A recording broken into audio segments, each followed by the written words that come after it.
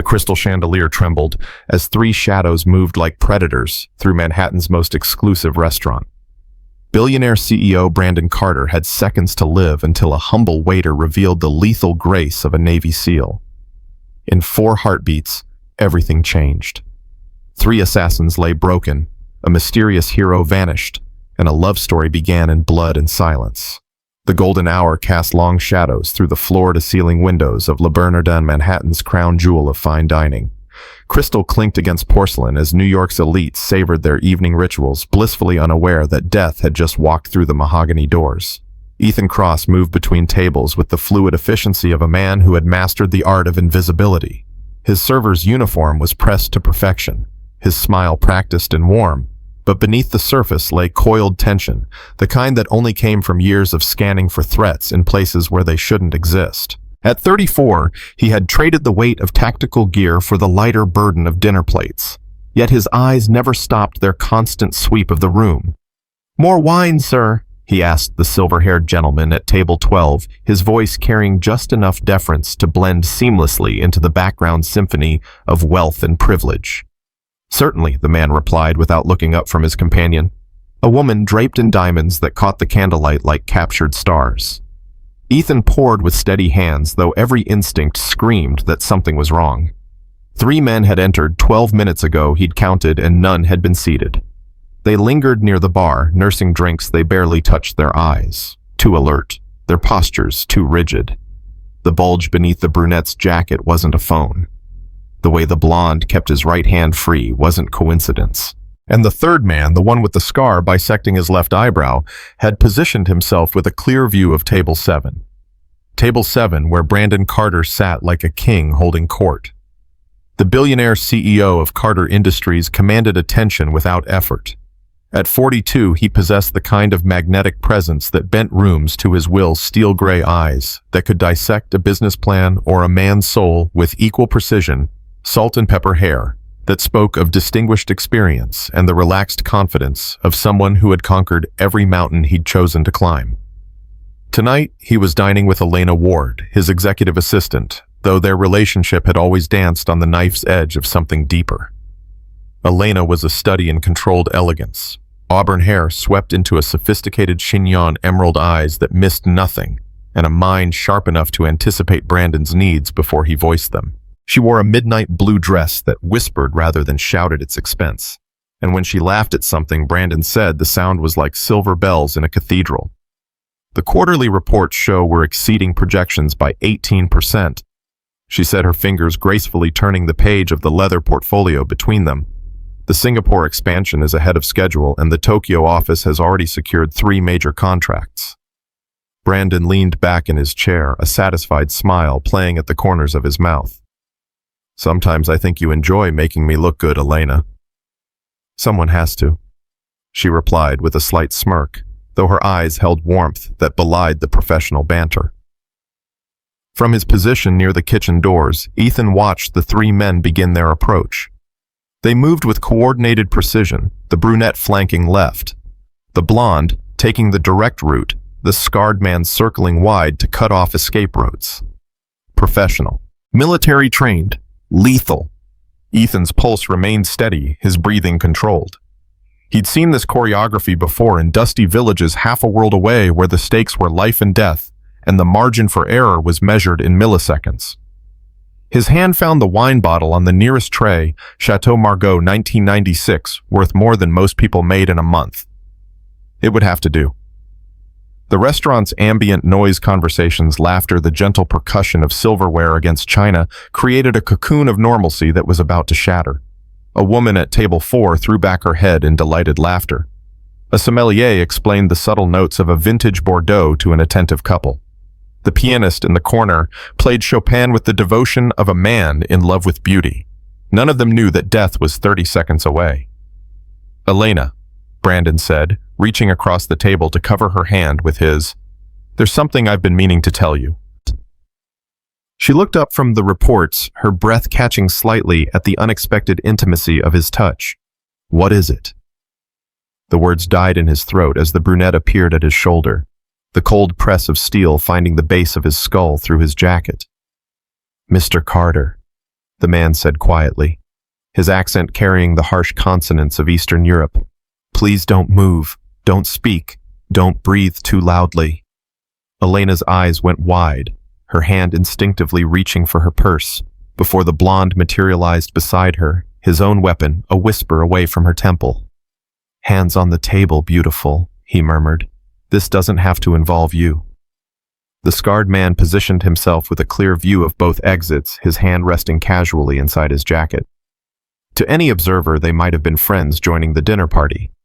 The restaurant's other patrons continued their meals, oblivious to the drama unfolding mere feet away.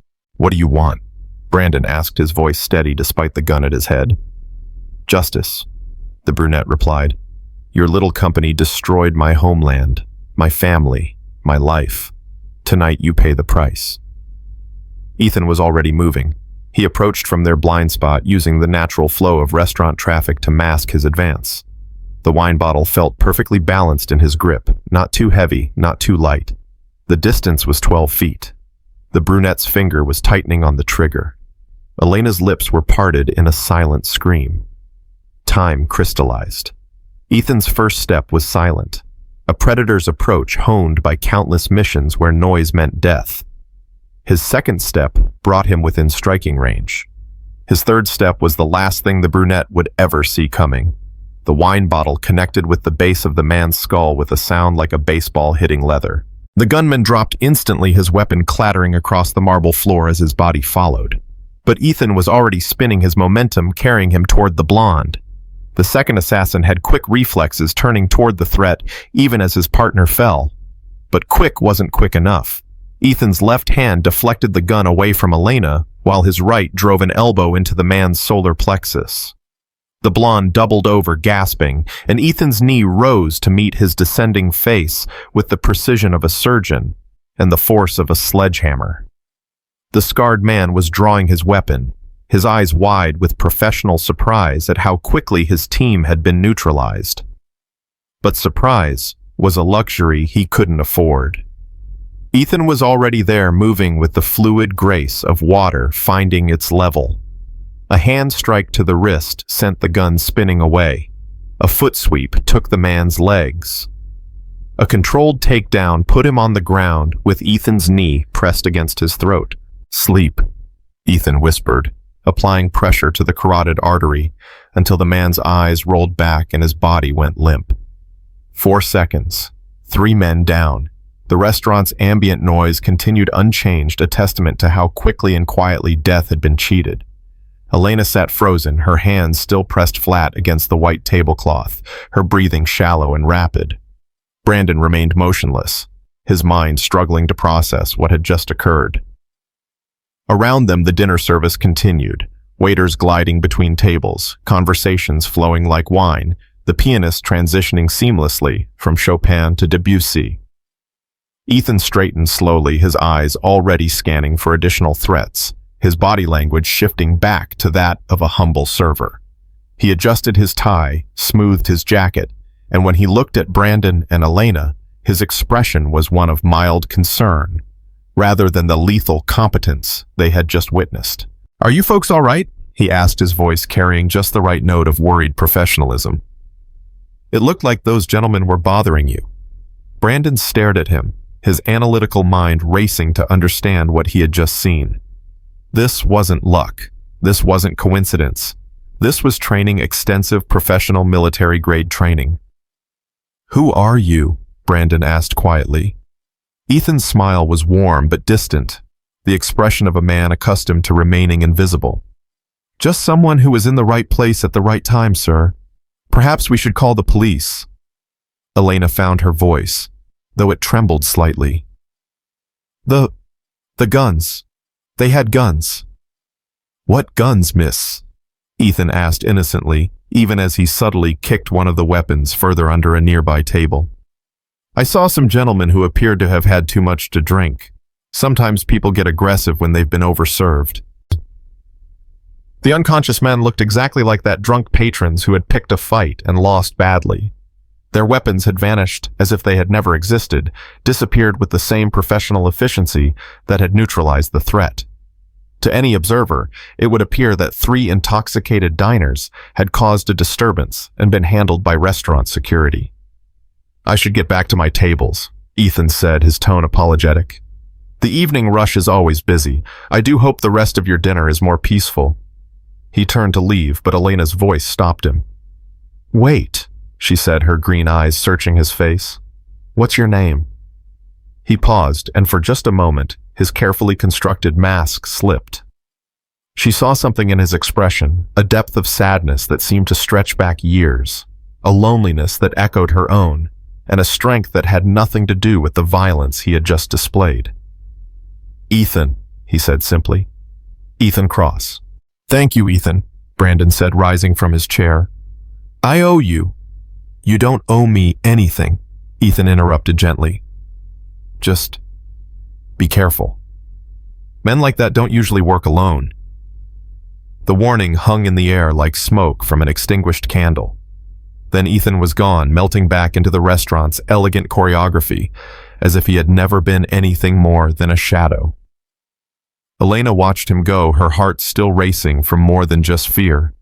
There had been something in his eyes when he looked at her, a recognition perhaps, or a longing that matched her own carefully hidden desires. "We should leave," Brandon said, his voice low and urgent. "If he's right about them not working alone."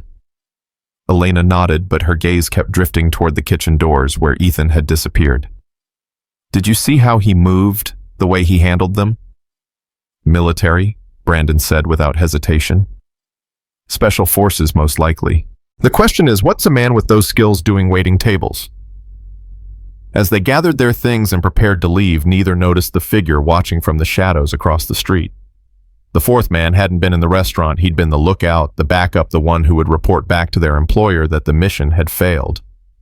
But he had also seen the mysterious waiter, had witnessed the impossible speed and precision with which he had dismantled a professional hit team. And as he reached for his encrypted phone to make the call that would change everything, he wondered if they had just encountered something far more dangerous than a simple Good Samaritan. In the restaurant's employee locker room, Ethan sat on a narrow bench, his hands trembling slightly as the adrenaline finally began to ebb.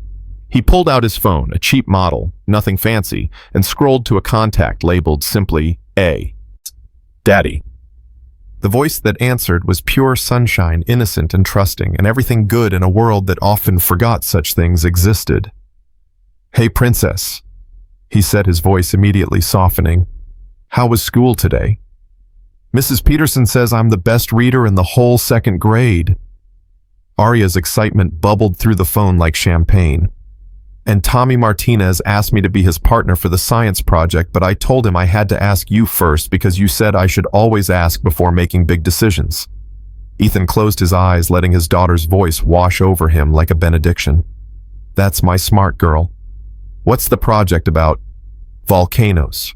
We get to make one that actually erupts with baking soda and vinegar. Can we practice at home first? Please." "Of course we can," he said, though his mind was still partially occupied with threat assessments and escape routes. "We'll work on it this weekend. Promise. Promise. Now, are you being good for Mrs. Chen?" Mrs. Chen was their neighbor, a retired teacher who watched Aria when Ethan worked evening shifts. She was kind and patient, and Aria adored her, but Ethan still felt the familiar pang of guilt at not being there himself. "I'm being very good," Aria said solemnly.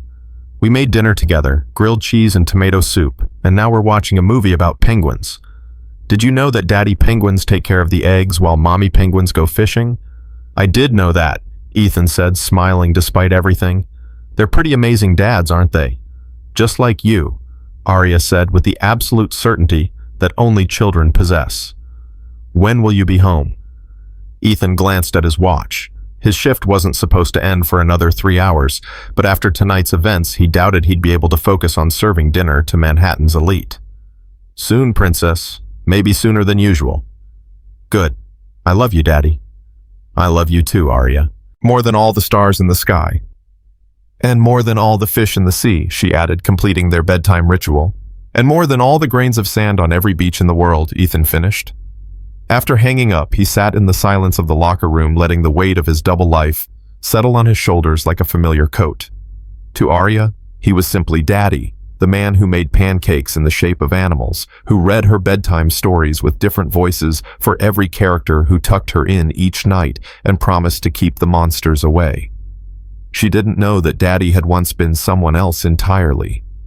Lieutenant Ethan Cross, Navy SEAL Team 6, 47 confirmed kills, 3 Purple Hearts, 1 Medal of Honor, 1 dead wife. The last thought hit him like a physical blow, as it always did. Sarah had been gone for 2 years now, taken by a drunk driver on a rainy Tuesday evening while coming home from her book club. She had been carrying groceries, ingredients for Arya's favorite birthday cake, and humming a song she'd heard on the radio.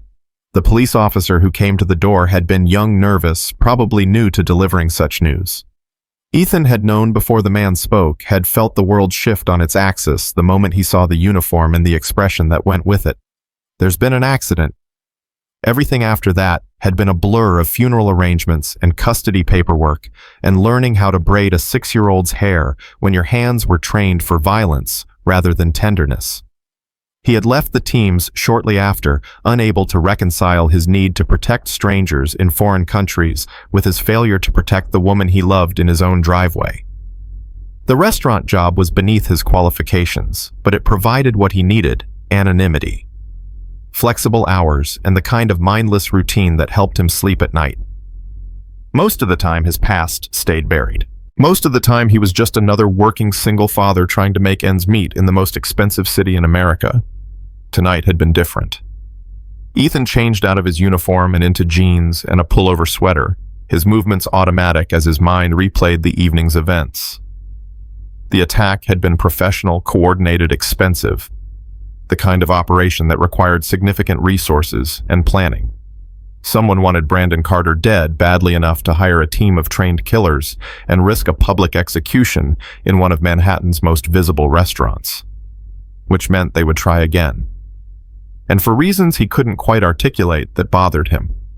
Perhaps it was because he had seen the way Carter looked at his assistant, the same way Ethan had once looked at Sarah. Perhaps it was because Elena Ward had reminded him that there were still beautiful things in the world worth protecting.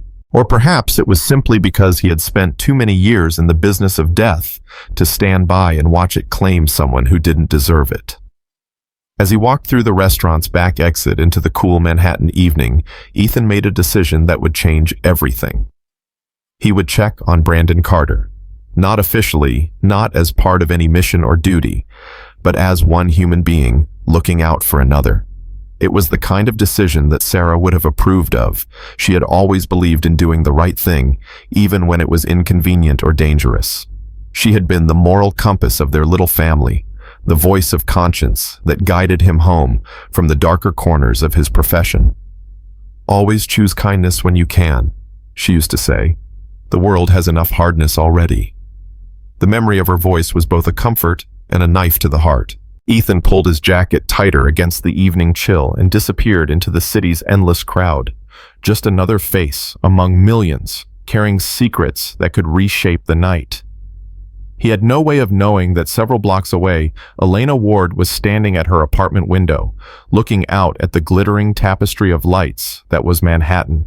After dark, thinking about a mysterious waiter with sad eyes and dangerous hands. She had been attracted to dangerous men before it was an occupational hazard of working so closely with Brandon, whose power and intensity drew her like a moth to flame. But this was different. The man who had called himself Ethan Cross carried his danger quietly, wore it like a second skin, rather than a badge of honor. He had saved her life without seeking credit or reward, had vanished back into anonymity, as if heroism was simply part of his job description. Elena touched her throat where the blonde assassin's gun had pressed against her skin and shivered. She was alive because a stranger had decided her life was worth risking his own for. In her world of corporate politics and carefully calculated relationships, such selflessness was as rare as it was precious. She found herself wondering about him, who he was, where he had learned to move like death's own shadow. What sadness lived behind those dark eyes? She wondered if she would see him again, and was surprised by how much she hoped the answer was yes. In his penthouse apartment, Brandon Carter stood before the floor-to-ceiling windows that offered a commanding view of his corporate kingdom, a glass of aged whiskey forgotten in his hand. The lights of the city stretched out below him like a constellation brought to earth, each point of illumination representing lives, lived dreams, pursued fortunes won and lost. He had built an empire, commanded armies of employees, negotiated deals worth billions of dollars. He had been profiled in Forbes, and Time had been courted by politicians and princes. But tonight, he had been helpless, saved, only by the intervention of a man whose name he barely knew. The irony wasn't lost on him. For all his power, for all his wealth and influence, he had been as vulnerable as any other man when death came calling. It was a humbling reminder that money could buy many things, but not immortality, and certainly not the kind of instant protection that Ethan Cross had provided. He thought about Elena, about the way she had looked at their mysterious savior, and felt an unexpected pang of something that might have been jealousy. He had been planning to tell her how he felt, had finally worked up the courage to cross the professional boundary that had kept them at arm's length for 3 years. Now he wondered if he had waited too long. The attack had been a message, he was certain. Someone wanted him dead, and they wouldn't stop until they succeeded, which meant Elena was in danger simply by association with him. The thought of her being hurt because of his enemies was intolerable. Tomorrow he would increase security. Tomorrow he would hire the best protection money could buy. But tonight he found himself thinking about a server who had appeared from nowhere, like an avenging angel who had moved with lethal grace and disappeared back into the shadows as if he had never existed at all. Somewhere in the city, their paths would cross again. Brandon was certain of it. Men like Ethan Cross didn't simply vanish forever, especially when unfinished business remained, and this business was far from finished. 3 days had passed since the restaurant incident, and Ethan found himself standing outside Arya's elementary school watching through the chain-link fence as his daughter played on the monkey bars with the determined concentration of someone conquering Everest. Her dark pigtails bounced with each swing, and her laughter carried across the playground like music. "Daddy, did you see I made it all the way across without falling?" Arya called out as she spotted him, her face glowing with pride. "I saw Princess. You're getting stronger every day," he replied, though his eyes continued their automatic sweep of the surrounding area, exit routes, potential threats, anomalies in the normal pattern of school pickup chaos. Old habits died hard, especially when they were the only thing standing between his daughter and a world that had already taken too much from their small family. "Mrs. Peterson says we're going to start a new unit about community helpers next week," Arya chattered as they walked hand in hand toward their modest apartment building. "Police officers, firefighters, doctors, teachers. I want to do my report on you, Daddy. You help people too, right? At the restaurant." Ethan's throat tightened. If only she knew how he had really helped people over the years. "I suppose I do in my own way, but there are lots of heroes who deserve reports more than me." "But you're my hero," Arya said with the absolute certainty that 8-year-olds possessed about the people they loved. "That's what matters most." As they climbed the 3 flights of stairs to their apartment, Ethan's phone buzzed with a text from an unknown number. "Mr. Cross, this is Elena Ward. I hope you don't mind, but I got your number from the restaurant manager. I wanted to thank you properly for what you did. Could we meet for coffee?" Ethan stared at the message, his thumb hovering over the delete button. He had spent 3 days trying to forget the way Elena's green eyes had looked at him in that moment of recognition, trying to push down the unexpected surge of attraction he had felt when their gazes met across the wreckage of what should have been a quiet dinner. "Daddy, you're making your thinking face," Arya observed as she hung her backpack on the hook beside the door. "Is everything okay?" "Everything's fine, sweetheart. Why don't you start on your homework while I make us some snacks?" As Arya settled at the small dining table with her math worksheets, Ethan found himself reading Elena's message again. Every rational part of his mind screamed that getting involved with these people was a mistake. He had a daughter to protect, a quiet life to maintain. The last thing he needed was to be drawn into whatever web of danger surrounded Brandon Carter. But Sarah's voice whispered in his memory, "Always choose kindness when you can." Before he could second-guess himself, he typed back, "Tomorrow, 2 p.m. Central Park Cafe near the reservoir. Thank you for reaching out." The response came almost immediately. "Thank you, I'll be there." 20 blocks uptown. Elena set down her phone with hands that trembled slightly. She had debated sending that message for 3 days, had written and deleted it a dozen times, before finally finding the courage to press send. Something about Ethan Cross had haunted her thoughts. Not just his heroic actions, but the sadness she had glimpsed in his dark eyes, the way he had moved with such controlled violence, and then immediately returned to gentle courtesy. "You're distracted," Brandon's voice cut through her reverie. He stood in the doorway of her office, his expression unreadable. "The security briefing is in 10 minutes. Elena straightened, slipping back into her professional persona like armor. "Of course. I've prepared the files you requested on the 3 potential security firms." Brandon entered her office and closed the door behind him, a gesture that always made the space feel smaller and more intimate.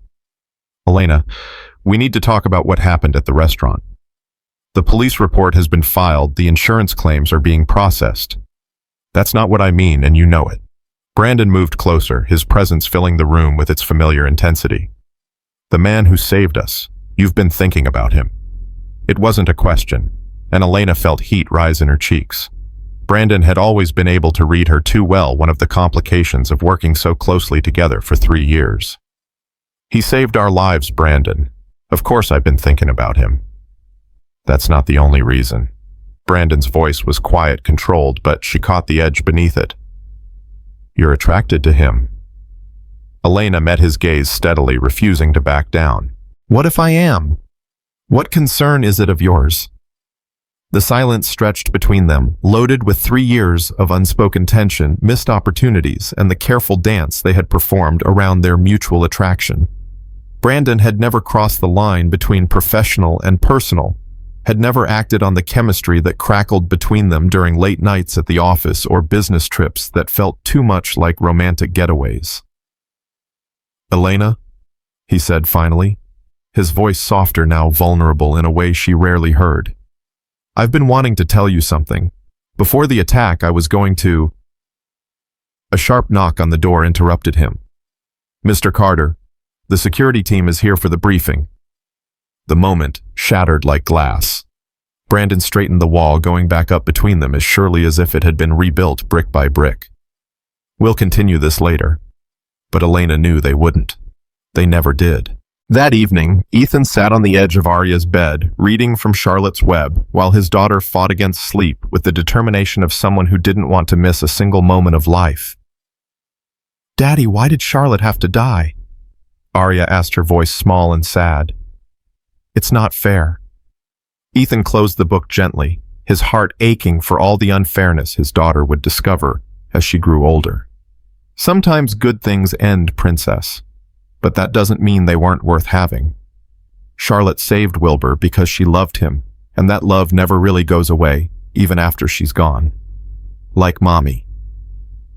The question hit him like a physical blow, as it always did. Arya's memories of Sarah were fading. She had been only 6 when the accident happened, but the love remained a warm presence in their small family, even in absence. Yes, like Mommy. The love we have for people and the love they have for us, that's forever. It's the most powerful thing in the world. Arya nodded solemnly, then brightened with the resilience of childhood.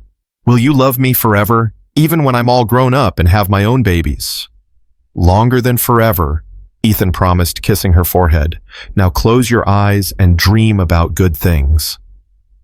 As Arya drifted off to sleep, Ethan found himself thinking about love and loss, about the courage it took to open your heart again after it had been shattered. He thought about Elena's message about the coffee date he had agreed to and wondered if he was making a terrible mistake. But as he looked at his sleeping daughter, at the peaceful expression on her face, he realized that hiding from life wasn't protecting her, it was teaching her to be afraid. Sarah would have wanted him to live, not just survive. She would have wanted Arya to see that love was worth the risk, even when it came with the possibility of pain. The next morning brought autumn's first real bite, the kind of crisp air that promised changing leaves and shorter days. Ethan dropped Arya at school with an extra kiss and a promise to help her with the volcano project that weekend, then spent the morning hours before their meeting trying to talk himself out of going. He failed spectacularly. Central Park in October was a masterpiece painted in gold and crimson, the trees offering their annual gift of beauty before winter's harsh embrace.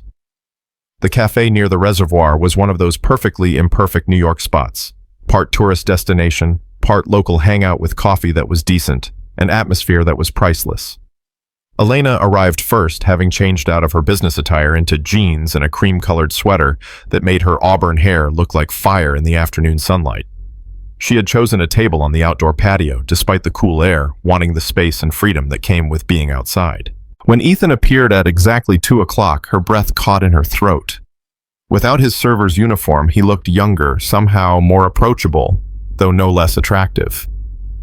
He wore dark jeans and a leather jacket over a simple gray t-shirt, and when he smiled at her, she felt something flutter in her chest that had nothing to do with fear. "Thank you for coming," she said as he sat down across from her. "I wasn't sure you would." "I almost didn't," he admitted, and she appreciated his honesty. "But my daughter taught me recently that it's important to be brave even when you're scared." "You have a daughter?" Elena felt a stab of surprise, followed immediately by curiosity. "How old is she?" 8. Her name is Arya. Ethan's entire demeanor softened when he spoke about his child, the careful walls he maintained around himself becoming transparent. "She's smart, funny, brave as a lion, and absolutely convinced that her father can fix anything that's broken in the world. She sounds wonderful."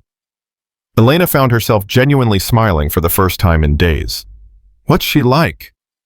For the next hour, they talked about everything and nothing. Ethan shared stories of Arya's latest adventures, her determination to master the monkey bars, her excitement about the science project, her philosophical questions about life and death, and why the world sometimes seemed unfair. Elena found herself drawn into his world, charmed by his obvious devotion to his daughter and the way his eyes lit up when he talked about her. In return, Elena talked about her work, carefully avoiding the more dangerous aspects of her job, focusing instead on the challenges of managing Brandon's complex schedule and the satisfaction of bringing order to chaos.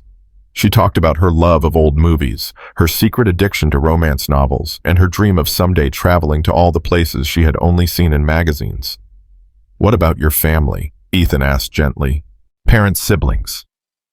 Elena's expression clouded slightly. "My parents died in a car accident when I was 22. No siblings. It's just me, really." "I'm sorry." The sympathy in his voice was genuine, and she felt something crack open inside her chest. That must have been incredibly difficult. It was. They were wonderful people. My father was a history professor. My mother was a nurse. They taught me to be independent, to work hard, to never settle for less than I deserved. She smiled sadly. "I think they would have liked knowing that I work for someone who's trying to make the world a better place." "Is that what Carter does?" Ethan asked, and Elena caught something in his tone that made her look at him more carefully. Among other things, Carter Industries has divisions focused on renewable energy, medical research, educational technology. Brandon believes that wealth comes with responsibility. Ethan nodded, though she sensed he was filing away information rather than simply making conversation. "And do you believe that?" "I believe that power should be used to protect people who can't protect themselves." Elena met his gaze directly. "The way you protected us the other night." The silence that followed was heavy with unspoken questions. Elena wanted to ask about his military service. She was certain that's what it had been. She wanted to know how he had learned to move like that, to fight like that, to become someone capable of such controlled violence. But she also sensed that pushing too hard too fast would cause him to retreat behind the walls he had carefully constructed around his private life. "Can I ask you something?" she said instead. "You can ask. I might not answer." She appreciated his honesty. "Why do you work at the restaurant? You're clearly overqualified for waiting tables." Ethan was quiet for a long moment, staring out at the reservoir where joggers traced endless circles around the water's edge. "Sometimes life doesn't go the way you planned," he said finally. Sometimes you have to start over, and the best job is the one that lets you be the father you need to be. Aria's mother, Elena asked gently, died 2 years ago. Car accident. The words came out flat, emotionless, but Elena could see the pain he was working to contain. She was coming home from her book club, had stopped to buy ingredients for Aria's birthday cake. A drunk driver ran a red light. Elena's heart clenched with sympathy. Oh, Ethan, I'm so sorry. Sarah was... She was everything good in the world. Patient, kind, funny. She could make Aria laugh until she got the hiccups, and she could make me feel like I was worth loving even when I came home carrying too much darkness. His voice cracked slightly. Losing her broke something in me that I'm not sure will ever heal. Without thinking, Elena reached across the table and covered his hand with hers. His skin was warm, slightly rough from work, and she felt him tense at the unexpected contact before slowly relaxing. I can't imagine what that must have been like, she said softly. But I can see how much you love Aria, how hard you're working to give her a good life. That takes incredible strength. Some days I don't feel very strong. Some days I feel like I'm barely keeping my head above water. Ethan turned his hand palm up, letting their fingers intertwine. But then she does something like conquer the monkey bars or ask me to help with her homework, and I remember that I'm not just surviving for me anymore. I'm living for her. Elena felt tears prick at her eyes. She's lucky to have you. I'm the lucky one, Ethan said quietly. She saved my life just as much as I saved hers that night. They sat in comfortable silence for a while, watching the city move around them, while something fragile and precious grew in the space between their joined hands. Elena found herself memorizing details, the way Ethan's eyes crinkled when he smiled, the small scar above his left eyebrow, the careful way he spoke about the people he loved. Can I see you again? She asked, the words escaping before she could stop them. Ethan studied her face, searching for something she hoped he would find. Elena, I need you to understand something. My life is complicated. I have responsibilities, a past that's difficult. Getting involved with me might not be the safest choice you could make. Since when has the safe choice ever been the right choice? Elena asked, surprised by her own boldness. Besides, after what happened at the restaurant, I think it's safe to say that my life has its own complications. That's actually what worries me. Ethan's expression grew serious. The men who attacked you and Carter, they weren't random criminals. They were professionals. Trained, organized, well-funded. That kind of operation doesn't just go away because one attempt failed. Elena felt a chill that had nothing to do with the October air. What are you saying? I'm saying that you might still be in danger. Both of you. Ethan squeezed her hand gently. Has Carter increased security, changed his routines, taken any precautions? He's hired a new security firm, increased the detail on his apartment and office, but he's stubborn about changing his life, says he won't let terrorists win by making him hide. Ethan shook his head. Pride is a luxury he can't afford right now, and neither can you. The concern in his voice made Elena's heart race, though whether from fear or something else entirely, she couldn't say. Are you speaking from experience? More than I'd like. Ethan's grip on her hand tightened almost imperceptibly. Promise me something. If anything feels wrong, anything at all, you'll trust your instincts. Don't worry about being polite or overreacting. Just get somewhere safe and call for help. I promise. Elena studied his face, seeing the professional assessment behind his dark eyes. Will you promise me something too? What? Promise me this isn't goodbye. Promise me I'll see you again. Ethan was quiet for so long that Elena began to fear she had pushed too hard, had asked for more than he was willing or able to give. But then he lifted their joined hands to his lips and pressed a soft kiss to her knuckles, a gesture so tender it made her breath catch. I promise, he said quietly.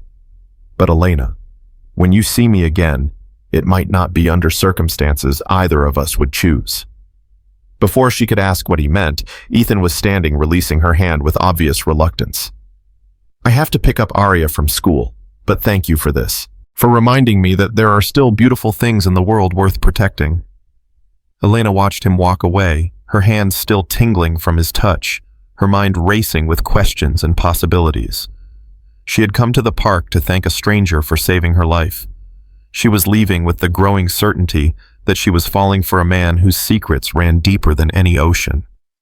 As she gathered her purse and prepared to leave, Elena's phone buzzed with a text from Brandon. Where are you? We need to talk. It's important. She sighed, the real world crashing back into the bubble of peace she had found with Ethan. Whatever Brandon wanted to discuss, she doubted it would be as simple or as honest as the conversation she had just shared. But as she walked back through the park toward the subway, Elena found herself smiling despite her concerns. For the first time in years, she felt truly alive, as if something inside her that had been sleeping was finally beginning to wake up. 3 blocks away, Ethan stood outside Arya's school, his phone pressed to his ear as he made a call he had hoped never to make again. Lieutenant Cross. The voice that answered was crisp, professional, immediately recognizable despite the years that had passed. It's just Ethan now, Mac, but I need a favor. Jesus Cross, I heard you'd gone civilian. What's the emergency? I need you to run some names through the system. Unofficial, off the books. Can you do that? Depends on the names and why you're asking. Ethan gave him Brandon Carter's full name, date of birth, and social security number information he had memorized from the man's reservation at the restaurant. I need to know who wants him dead and how far they're willing to go to make it happen. This related to that restaurant incident the other night. Word is there was some kind of disturbance, but the official report was pretty thin. Yeah, it's related. Mac, these weren't street thugs or amateurs. They were professional hitters, ex-military by the look of them. Someone with serious resources is behind this. And you got involved because... Ethan watched Arya emerge from the school building, her face lighting up when she spotted him. Because sometimes you don't get to choose when to be a hero. You just have to be one. Still saving the world one mission at a time, huh? There was affection in Mac's voice along with concern. I'll see what I can dig up. But Cross, be careful. If these people are as professional as you think, they don't give up easy. I know. Thanks, Mac. I owe you one. You owe me several, but who's counting? I'll call you when I have something. Ethan ended the call and opened his arms as Arya ran toward him, pushing aside thoughts of danger and death to focus on the most important part of his world. Daddy, guess what happened today? Tell me everything, princess, he said, lifting her up for a hug that smelled like childhood and hope, and the promise of tomorrow. But even as he listened to Arya's excited chatter about her day, part of Ethan's mind remained focused on the growing certainty that the storm was far from over. The men who had targeted Brandon Carter wouldn't give up easily, and now Elena was caught in the crossfire whether she knew it or not, which meant that despite his best intentions to stay hidden, to remain uninvolved, Ethan Cross was about to step back into a world he had thought he had left behind forever. The only question was whether he could protect the people he was coming to care about without losing everything he had fought so hard to build.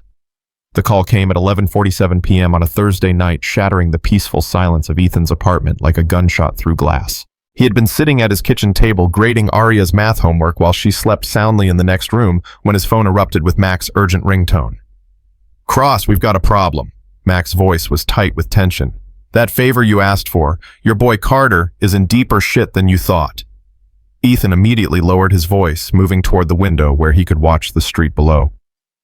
Talk to me. The hit team from the restaurant, they were hired by a PMC called Blackwater Solutions, not the original Blackwater. This is a different outfit entirely. Ex-Spetsnaz, former SAS, the kind of mercenaries who charge 6 figures for a clean kill. They've been contracted by someone calling himself the Architect, but that's obviously a code name. What does Carter have that's worth hiring killers like that? Near as I can tell, it's not what he has, it's what he's about to do. Carter Industries just signed a massive defense contract with the Pentagon, something involving next-generation surveillance technology. Word is, it could revolutionize military intelligence, make certain unsavory operations obsolete. Ethan felt ice form in his stomach. Operations run by people who profit from chaos. Exactly. There's a whole ecosystem of private military contractors, arms dealers, and intelligence brokers who stand to lose billions if Carter's technology goes mainstream. They're not just trying to kill him, they're trying to send a message to anyone else who might threaten their business model. Through his window, Ethan noticed a black sedan that had been parked across the street for the past 20 minutes. In New York, cars came and went constantly. Cars that sat still drew attention. "Mac, I need you to do something else for me. Run a check on Elena Ward Carter's assistant. I think she might be in the crosshairs too." Already did. Clean record, no red flags, but cross. Her apartment building's security system went offline about an hour ago. Could be coincidence, could be preparation for a hit. Ethan was already moving, pulling on his jacket while keeping his voice low. "Send me her address. Now." "Cross, what are you planning? You're not operational anymore. You've got a daughter to think about." Ethan looked toward Arya's bedroom door, his heart tearing in two directions at once. "I'm thinking about her. If these people are willing to kill Carter and his assistant, what happens when they decide to eliminate anyone who might have witnessed the restaurant attack? What happens when they start tying up loose ends?" The silence on the line told him Mac understood the implications. "I'm sending you Elena's address, but I'm also calling in some backup. There's a safe house in Queens." "No safe houses. I won't put Arya in the system." Ethan was checking his go bag now, the one he had hoped never to use again. Fake IDs cache a burner phone and wrapped in an old t-shirt the Sig Sauer P226 that had been his constant companion through 4 tours overseas. "But I need you to send someone to watch my building. Discreet surveillance, nothing that looks official. Consider it done. But cross. These aren't the same kind of enemies you faced in the sandbox. These people operate in the shadows of civilization. They play by different rules." "Then it's lucky I never learned to play by the rules at all." Ethan ended the call and moved swiftly through his apartment, muscle memory taking over as he prepared for a mission he had never wanted to accept. He left a note for Mrs. Chen explaining that he had been called away on a family emergency, along with enough cash to cover a week of Arya sitting. Then he knelt beside his daughter's bed, watching her sleep in the soft glow of her nightlight. "I love you, princess," he whispered, pressing a gentle kiss to her forehead. "Daddy has to go help someone, but I'll be back before you know it. Mrs. Chen will take good care of you." Arya stirred slightly, her hand reaching out in sleep to grip his finger. "Love you too, Daddy," she mumbled, still lost in dreams. The weight of leaving her even temporarily felt like a physical blow. But the alternative, waiting for his enemies to find them, was unthinkable. Better to face the threat head-on, to end it, before it could touch the most precious thing in his world. 25 minutes later, Ethan stood across the street from Elena's upscale apartment building, studying the shadows and calculating angles of approach. The building's security cameras hung dark and useless, their red recording lights conspicuously absent. A maintenance van was parked in the loading zone, too clean, too new, with tinted windows that made it impossible to see inside. His phone buzzed with a text from Elena. "Something's wrong. Building security is down and there are men in the hallway. I'm scared." Ethan's blood turned to ice water. He typed back quickly. "Lock your door. Stay away from windows. I'm coming." "Who is this?" "Ethan, do exactly what I said. Now." Elena's apartment was on the 12th floor, accessible by stairs or elevator. The elevator would be a trap too easy to control, too easy to turn into a coffin. The stairs would be watched, but they offered multiple exit points and room to maneuver. Ethan approached the building from the blind spot created by the maintenance van, using the vehicle as cover while he assessed the immediate threats. Through the lobby's glass doors, he could see the night security guard slumped over his desk, unconscious or dead, impossible to tell from this distance. The building's fire escape was accessible from the alley, but scaling 12 floors would take time they didn't have. The roof access from the neighboring building was possible, but required equipment he didn't have with him, which left the direct approach. Ethan checked his weapon, 15 rounds in the magazine, 1 in the chamber, 2 spare clips in his jacket. Not ideal for a sustained firefight, but enough to get Elena out if he was smart about it. He circled to the building's service entrance, a steel door marked "Authorized Personnel Only" that opened into the basement mechanical room. The lock was military grade, but Ethan had learned to pick locks in places where failure meant death. It took him 90 seconds to gain access. 90 seconds during which he expected to feel a sniper's bullet tear through his skull. The basement was a maze of pipes and electrical systems lit by harsh fluorescent strips that created deep pools of shadow between the machinery. Ethan moved like smoke, using the ambient noise of the building's systems to mask his approach to the stairwell. The service stairs were concrete and steel, designed for maintenance access rather than comfort. Each footstep had the potential to echo through the entire structure, announcing his presence to anyone listening. Ethan climbed with the patience of a hunter, testing each step before committing his weight, pausing frequently to listen for sounds of movement above. On the 8th floor, he heard voices. Should have been here by now. The girls probably called the police. Relax. Even if she did, our inside man will make sure any response is delayed. We have time. I don't like sitting around waiting. Makes me nervous. Since when do you get nervous about killing a secretary? Since she's got a guardian angel who took down 3 of our best men with a wine bottle. Ethan smiled grimly. They knew about him, which meant they had done their homework. But knowing about him and stopping him were 2 very different things. He continued his ascent, now moving with even greater care.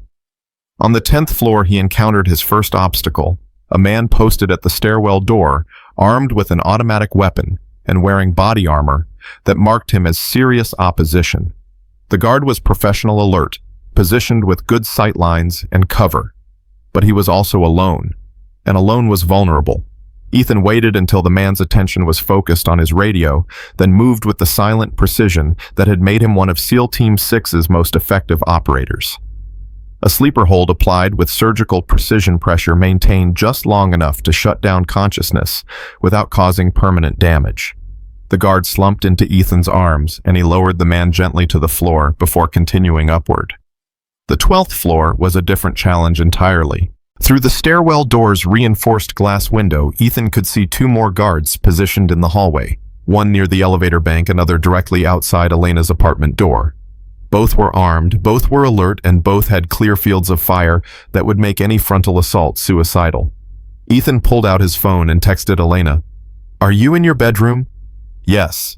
They're trying to break down my door." "Get in your bathroom, turn on the shower, stay low." "What are you going to do?" "What I do best."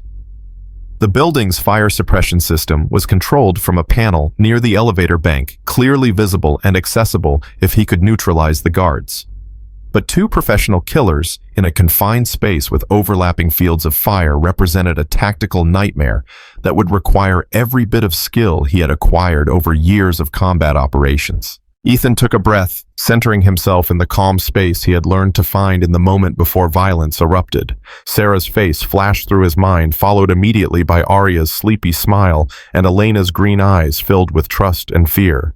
Then the stairwell door exploded open, and Ethan Cross went to war. The first guard died before he could raise his weapon, Ethan Sig Sauer spitting death with surgical precision. 2 rounds center, mass a third to the head to ensure the target stayed down. The sound of gunfire in the enclosed hallway was deafening, but Ethan was already moving, using the momentary shock and confusion to close distance on the second target.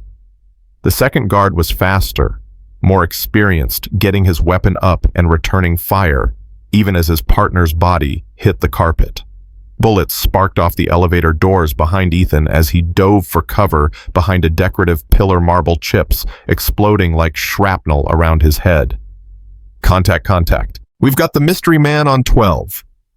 The guard was speaking into his radio, calling for backup while maintaining suppressive fire that kept Ethan pinned behind inadequate cover. Professional, disciplined, dangerous, but not experienced enough. Ethan waited for the pause that would come when the guard needed to reload, counting rounds and listening to the rhythm of fire. When the shooting stopped, he moved with explosive speed, rolling out from behind the pillar and putting 3 rounds into the guard's center mass before the man could clear his weapon jam. Silence descended on the hallway, like a heavy blanket broken only by the ringing in Ethan's ears and the distant sound of Elena's shower running. He moved quickly to the fire suppression panel, using the butt of his pistol to smash the glass covering the manual activation switch. Water erupted from overhead sprinklers throughout the floor, instantly reducing visibility and creating chaos that would make any coordinated assault infinitely more difficult. The fire alarm began its piercing wail, adding to the confusion, while automatically unlocking all stairwell doors and activating emergency lighting. Elena's apartment door showed signs of forced entry, deep gouges around the lock-splintered wood frame. But the door itself remained intact, reinforced steel that had bought precious time. "Elena, it's Ethan. Open the door." The locks disengaged immediately, and Elena appeared in the doorway, like an apparition from a nightmare. Her auburn hair was soaked from the sprinkler system, her pajamas clinging to her body, her eyes wide with terror and relief. "Oh God, I thought you were them. We have to go, now." Ethan grabbed her hand, pulling her toward the stairwell. "More will be coming. My purse, my phone. Nothing else matters. Move." They had made it halfway to the stairs when the elevator doors opened, disgorging 4 more armed men who immediately spread out in a practiced assault formation. These weren't guards. They were soldiers moving with the coordinated precision of a unit that had trained together extensively. Down. Ethan shoved Elena behind the cover of an overturned maintenance cart as automatic weapons fire erupted around them. The hallway became a war zone, bullets shredding wallpaper and shattering apartment doors, while the sprinkler system continued its relentless downpour. Ethan returned fire with controlled bursts, conserving ammunition while trying to break up the enemy formation. But 4 against 1 in an enclosed space with limited cover was a losing proposition, no matter how skilled he was. "Elena, can you get to the stairwell?" he called over the gunfire. "I think so." "On my signal, run and don't look back. Get to the basement and find the service exit." "What about you?" "I'll be right behind you." It was a lie and they both knew it. But sometimes lies were kinder than truth. Ethan waited for another lull in the firing, then stood and unleashed everything he had left, walking his fire across the hallway, while Elena sprinted for the stairs. The suppressing fire bought her the seconds she needed, but it also revealed his position to the assault team. A grenade bounced off the wall near his position, and Ethan had just enough time to throw himself backward before the explosion turned the world into fire and thunder. The blast wave picked him up and hurled him through Elena's open apartment door, his body slamming into her living room wall with bone-jarring force. Ears ringing, vision blurred, Ethan struggled to his feet as the assault team advanced through the smoke and debris. His Sig Sauer was gone, lost in the explosion, leaving him with only his knife and whatever improvised weapons he could find. The first soldier through the door died with Ethan's tactical knife buried in his throat, but the others were ready for close combat. Body armor absorbed impacts that should have been fatal training and experienced neutralizing advantages that Ethan had counted on. The fight became brutal, desperate, a savage ballet of violence performed in the confined space of Elena's apartment. Furniture became weapons and shields, lamps and vases transformed into projectiles. Ethan fought with the desperate fury of a man protecting everything he held dear, but the odds were impossible. A rifle butt to the head sent him sprawling, stars exploding across his vision as he struggled to maintain consciousness. Through the haze of pain and confusion, he saw Elena standing in the doorway, her face pale with horror. "Run!" He gasped, blood running down his face from a gash above his eye. "Elena, run!" But she didn't run. Instead, she grabbed a heavy crystal vase from her side table and brought it down on the nearest soldier's head with all the force she could muster. The man staggered, momentarily stunned, giving Ethan the opening he needed to roll away from the rifle barrel that had been tracking toward his head. "Behind you!" Elena screamed, and Ethan spun to see another soldier raising his weapon.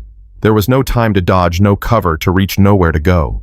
The gunshot was deafeningly loud in the confined space, but it was Elena who cried out in pain, her body jerking as blood blossomed across her white silk pajama top.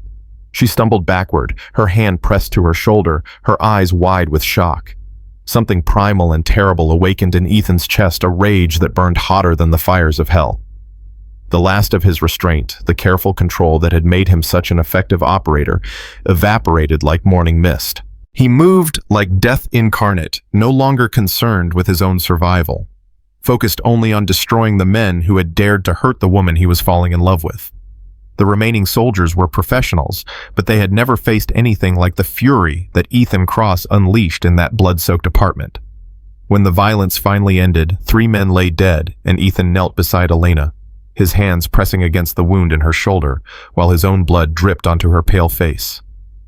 "Stay with me," he whispered, his voice rough with emotion. "Elena, stay with me."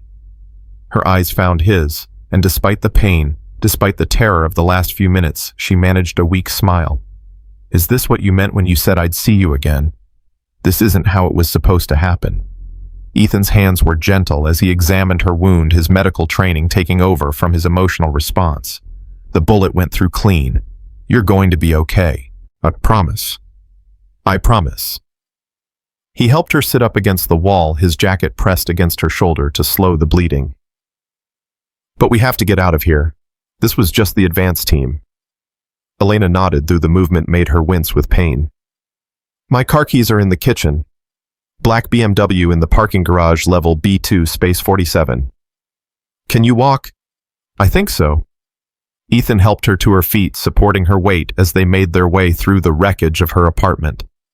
The hallway beyond was a war zone, bullet holes in the walls, bodies sprawled across expensive carpet, the sprinkler system still raining down like tears from heaven. The stairwell was clear, but Ethan knew it wouldn't stay that way for long. He could hear vehicles arriving outside, heavy engines and slamming doors that spoke of reinforcements. Whatever window of opportunity they had was closing fast. "Elena, I need you to listen to me very carefully," he said as they descended the stairs, her arm around his shoulders for support. "When we get to your car, you're going to drive to the nearest hospital. Don't go to your regular doctor. Don't go anywhere predictable. Find a random emergency room and get that shoulder looked at. What about you? I'm going to make sure they can't follow you." Elena stopped walking, forcing him to stop as well. "Ethan, no. I won't leave you here to fight them alone. You don't have a choice. These people won't stop until Carter is dead and everyone connected to him is eliminated. That includes you now, whether you like it or not." "Then it includes you too," she said fiercely. "You saved his life. You saved mine. That makes you a target just like us." The truth of her words hit him like a physical blow.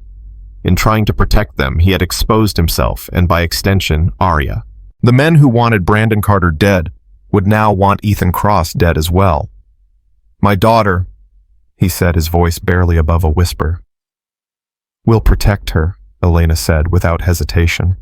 "All of us together, but only if we survive tonight." They reached the parking garage as the sound of boots echoed in the stairwell above them. Elena's BMW started on the first try, its engine purring to life like a mechanical prayer answered. As they pulled out of the parking space, Ethan could see armed figures emerging from the service elevator. "Drive fast, but not reckless," he instructed, reloading his recovered pistol with his last spare magazine. "They'll try to follow us, but this car is faster than anything they'll have on the ground."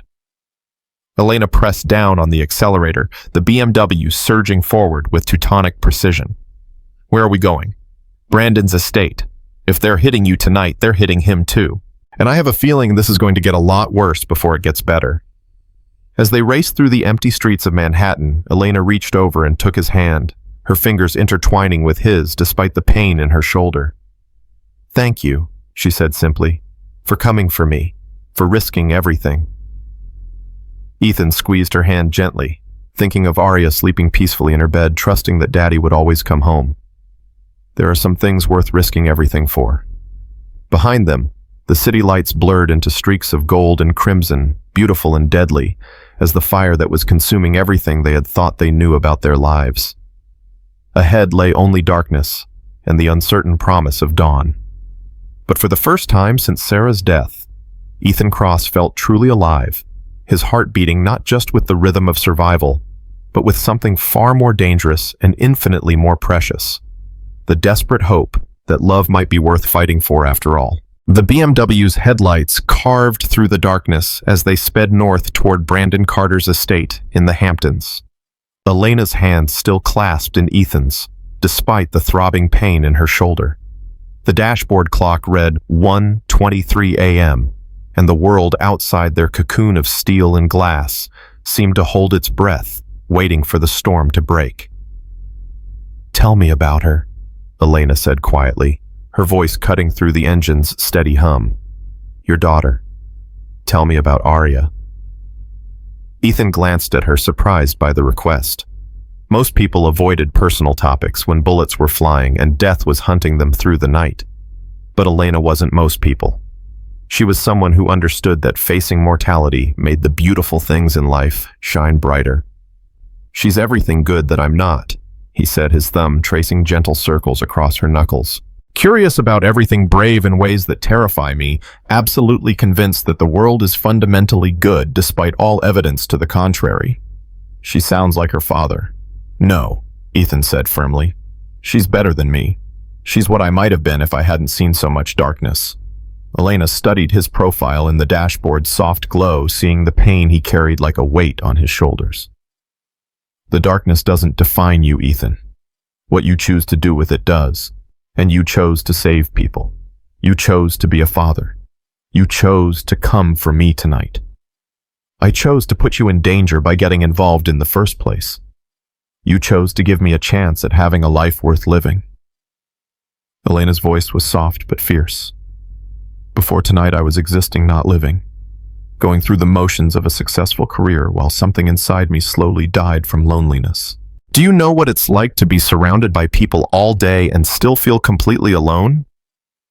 Ethan did know, had known that feeling intimately since Sarah's death. "Yes." "Then you understand why I'm not sorry this happened. I'm sorry people got hurt, sorry we're in danger, but I'm not sorry that it brought you into my life." The admission hung between them like a bridge neither had expected to cross so soon. Ethan felt something shift in his chest, a wall he had built around his heart, cracking just enough to let in a sliver of dangerous hope. "Elena," he began, but she was already reaching for her phone. "I need to call Brandon, warn him about what's coming." The call went straight to voicemail, and Elena's expression grew increasingly worried as she tried his home number, his private line, even his security detail. Nothing. "Maybe he's just sleeping," Ethan offered, though they both knew that was unlikely. A man with Brandon Carter's resources didn't simply turn off his phone during a crisis. "He never sleeps deeply," Elena said, "not since the restaurant. He's been having nightmares about it." As they approached the turnoff for the exclusive community where Brandon's estate was located, Ethan noticed something that made his blood run cold. The guardhouse at the community's entrance was dark, its windows reflecting their headlights like dead eyes. "Stop the car," he said quietly. Elena pulled over to the shoulder, her hands trembling slightly as she put the BMW in park. "What is it?" "The security checkpoint should be manned 24 hours a day. There should be lights guards, someone checking credentials." Ethan was already reaching for his weapon. "Instead, it looks like a tomb." They sat in silence for a moment, the only sound the engine's idle and Elena's shallow breathing. In the distance, Brandon's estate sprawled across 20 acres of manicured grounds, its windows dark against the night sky. "We're too late, aren't we?" Elena asked.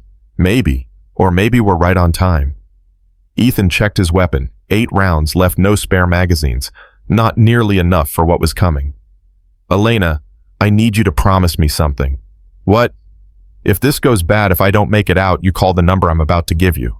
Mac will get you and Arya somewhere safe, somewhere these people can't find you." Elena's eyes flashed with something between anger and pain. "Don't you dare talk like that. Don't you dare give up before we've even tried." "I'm not giving up. I'm being realistic. Those men at your apartment were good, but they were just the opening act. Whatever's waiting for us at Brandon's place will be the main event. Then we'll face it together." Elena's voice carried a strength that made Ethan's heart ache with admiration. "I won't let you go in there alone." "Elena, no arguments. We're partners now, whether you like it or not. Besides," she added with a smile that was half pain and half mischief, "I've got a pretty good arm with a crystal vase." Despite everything, Ethan found himself smiling back. "Fine, but you stay behind me, you do exactly what I say, and if I tell you to run, you run. Deal." "Deal." They abandoned the BMW a quarter mile from the estate's main gate, approaching on foot through the wooded perimeter that Brandon's security consultants had probably identified as a vulnerability. The trees provided cover, but they also created blind spots where enemies could hide. Every shadow might conceal a sniper. Every rustle of leaves might herald approaching death. As they drew closer to the main house, the scope of the attack became clear. 3 vehicles were parked in the circular driveway, 2 black SUVs, and a tactical van that looked like it belonged to a SWAT team. Bodies in security uniforms lay scattered across the lawn like broken dolls, their blood dark against the pristine grass. "Jesus," Elena whispered, her face pale in the moonlight. "How many of them are there?" "Enough." Ethan counted muzzle flashes through the mansion's windows, at least 6 separate firing positions, probably more. This isn't a hit anymore. It's a siege. The sound of automatic weapons fire echoed across the grounds, punctuated by the crash of breaking glass and the occasional explosion. Somewhere in that chaos, Brandon Carter was fighting for his life against overwhelming odds. "The panic room," Elena said suddenly. Brandon had a safe room installed in the basement. Military-grade security, independent communications, enough supplies for a week. If he made it there, then he's trapped but alive, for now. Ethan studied the mansion's layout, his tactical mind automatically calculating angles of approach and defensive positions. "How do we get to the basement without going through the front door?" "Service tunnel. It connects the main house to the guest cottage, runs right under the wine cellar. Brandon showed it to me during the security briefing." "Where's the entrance?" Elena pointed toward a small stone building 50 yards from the main house. "In the cottage. But Ethan, the tunnel's narrow, maybe 3 feet wide. If they know about it, it's a kill zone." Ethan nodded grimly. "But it's also our only chance. Stay low, move fast, and pray they're too busy with the main assault to watch the back door." The approach to the guest cottage was a nightmare of open ground and exposed positions. They moved in short rushes, using landscaping features and decorative sculptures as cover, while machine gun fire lit up the mansion's windows like a deadly fireworks display. Elena was slower than Ethan had hoped, her shoulder wound sapping her strength and making it difficult to maintain the low profile necessary for concealment. But she didn't complain, didn't ask for rest. Just gritted her teeth and kept moving with the determination of someone who refused to be broken. They reached the cottage without being spotted, though Ethan was certain their luck wouldn't hold much longer. The front door had been kicked in, hanging from its hinges like a broken mouth, but the interior appeared empty. "Where's the tunnel entrance?" Ethan whispered. Elena led him through the cottage's living room to a door marked electrical. Behind it, a narrow staircase descended into darkness. At the bottom, a steel hatch was built into the floor, secured with an electronic lock that pulsed red in the gloom. "I don't suppose you know the combination?" Ethan asked. "Arya's birthday," Elena said without hesitation. "Brandon asked me to suggest something he'd never forget. I gave him your daughter's birthday from your employment records." Ethan stared at her, emotion hitting him like a physical blow. "You remember her birthday?" "I remember everything about that day," Elena said softly. "The day I met the man who would save my life." The lock disengaged with a soft click, revealing a tunnel that stretched into darkness like the throat of some sleeping beast. Emergency lighting strips provided minimal illumination, just enough to avoid walking into walls, but not nearly enough to spot waiting enemies. "I'll go first," Ethan said, checking his weapon one last time. "Stay close, but not so close that one burst of gunfire can take us both down." The tunnel was everything Elena had promised, narrow, claustrophobic, and perfect for an ambush.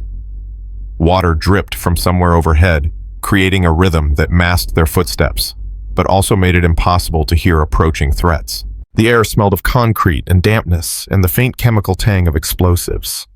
They had covered maybe half the distance when Ethan heard it, the soft scrape of boot leather against concrete somewhere ahead in the darkness. He froze, raising his hand to signal Elena to stop, then pressed himself against the tunnel wall and listened. 2 men, maybe 3, positioned between them and the mansion's basement. Professionals who had anticipated this exact approach and prepared accordingly. The tunnel that was supposed to be their salvation had become exactly what Ethan feared, a trap with no way out. "Elena," he whispered, his lips barely moving. When I start shooting, run back the way we came. Don't argue. Don't hesitate. Just run. Ethan. I mean it. Get back to the cottage, call Mac. Get yourself and Arya somewhere safe. Promise me. Before Elena could respond, a voice echoed through the tunnel carrying the accent of someone who had learned English in a place where violence was currency and mercy was weakness. Mr. Cross, isn't it the famous Navy SEAL who thinks he can play hero one more time? Ethan said nothing, using the sound of the voice to pinpoint the speaker's position while calculating angles and distances in the darkness. We know about your daughter, Mr. Cross. Sweet little Arya, sleeping peacefully in her bed while Daddy plays soldier. Such a shame if something were to happen to her while you're out here trying to save people who can't be saved. The threat against Arya hit Ethan like molten steel poured directly into his veins. The careful control he had maintained throughout the night, the professional distance that had kept him focused on the mission, evaporated in an instant. You made a mistake, Ethan said quietly, his voice carrying a promise of violence that made Elena shiver despite herself.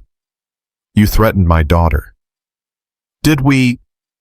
Then perhaps you'd like to negotiate. Your life for hers, Ms. Ward's life for hers, even Mr. Carter's life for hers. We're reasonable people, Mr. Cross.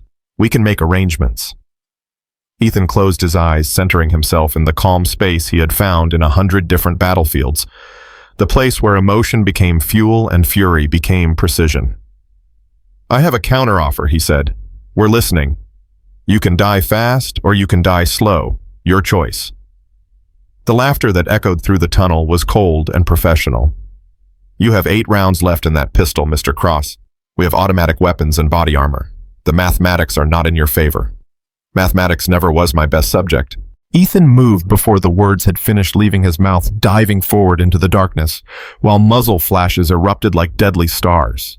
The tunnel became a war zone of ricocheting bullets and deafening noise, concrete chips exploding like shrapnel, while emergency lighting sparked and died.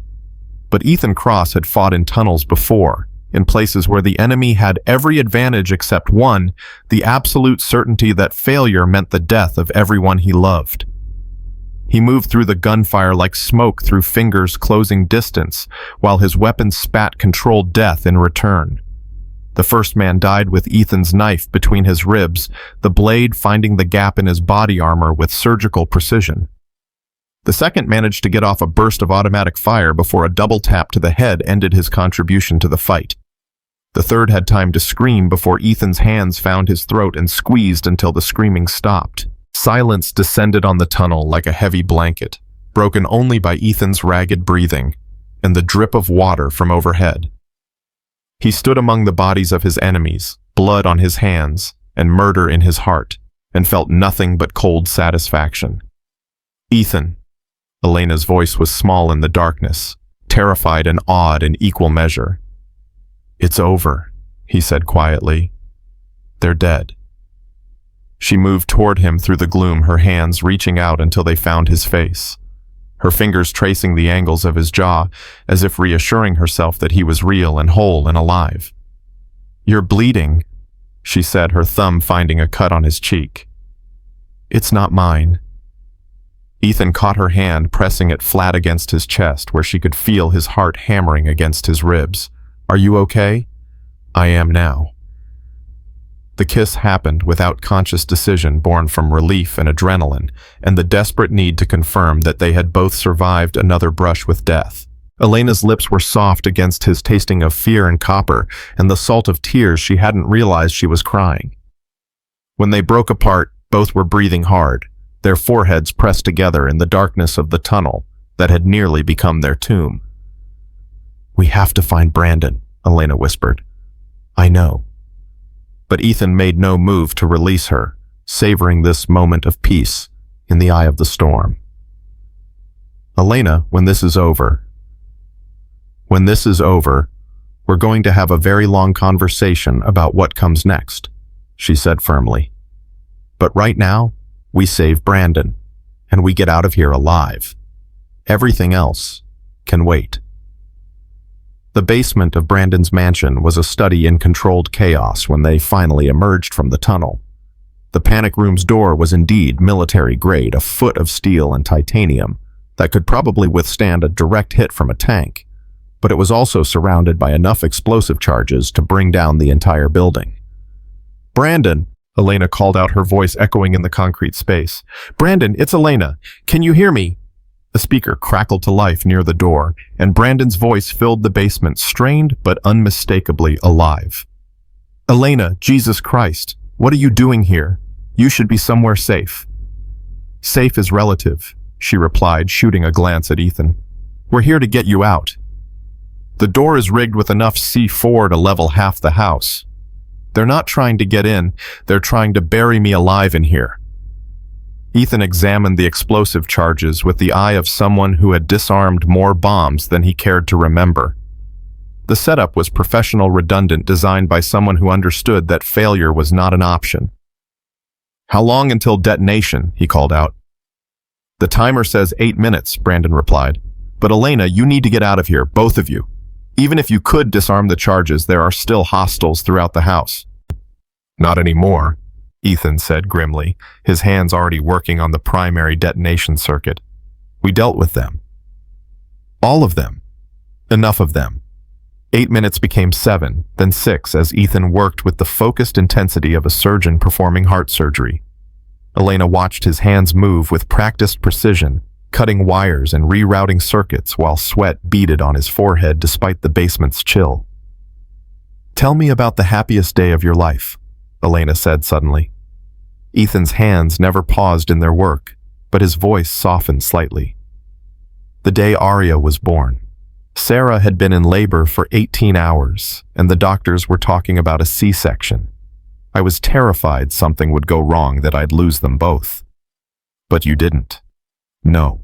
At 3:17 in the morning, this tiny little person came into the world, screaming her head off, mad as hell, about being evicted from the only home she'd ever known.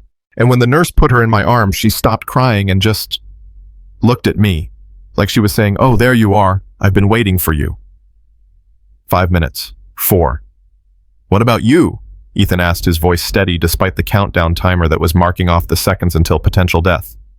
"Happiest day of your life." Elena was quiet for so long that he thought she might not answer. When she spoke, her voice was barely above a whisper. "Today. Right now. In this basement, watching you work to save someone else's life, while risking your own, knowing that somewhere in this city, there's a little girl who's going to get her daddy back because of what you're doing here." She paused, wiping away tears she hadn't realized were falling. "I've never felt so proud to know someone in my entire life." 3 minutes. 2. Ethan's hands were moving faster now, bypassing secondary circuits and disabling backup detonators, while the timer counted down towards 0. With 30 seconds left, he made the final cut, and the display froze at 00:23. Silence descended on the basement like a benediction. "Is it over?" Brandon's voice came through the speaker, barely controlled relief evident in every word. "It's over," Ethan confirmed, wiping sweat from his forehead with the back of his hand. "You can open the door." The panic room's locks disengaged with a series of heavy clicks, and Brandon Carter emerged like a man stepping out of his own tomb. He was disheveled, his expensive suit torn and blood-stained, but his eyes were clear and focused as he took in the scene around him. "How many?" he asked simply. 7 in the house, 3 in the tunnel, 4 at Elena's apartment," Ethan replied, "plus however many were part of the perimeter team. 14 professional killers, and you took them all down." Brandon's expression was a mixture of awe and something that might have been fear. "Just who the hell are you?" "Someone who believes that good people deserve to live," Ethan said simply. Brandon looked between Ethan and Elena, noting their joined hands, the way they stood close together, the obvious connection that had formed between them in the crucible of shared danger. "I see," he said quietly. "And I suppose I should thank you for saving not just my life, but hers as well." "You don't owe me anything," Ethan replied, the same words he had spoken in the restaurant, what felt like a lifetime ago. "Like hell I don't." Brandon's voice carried the weight of a man who understood exactly what had been risked on his behalf. Those men came here to kill me, and they would have succeeded if not for you. Elena would be dead if not for you. I owe you everything." As they made their way out of the mansion and into the cool pre-dawn air, Elena found herself thinking about the strange turns that life could take, the way a single moment of courage could reshape everything that came after.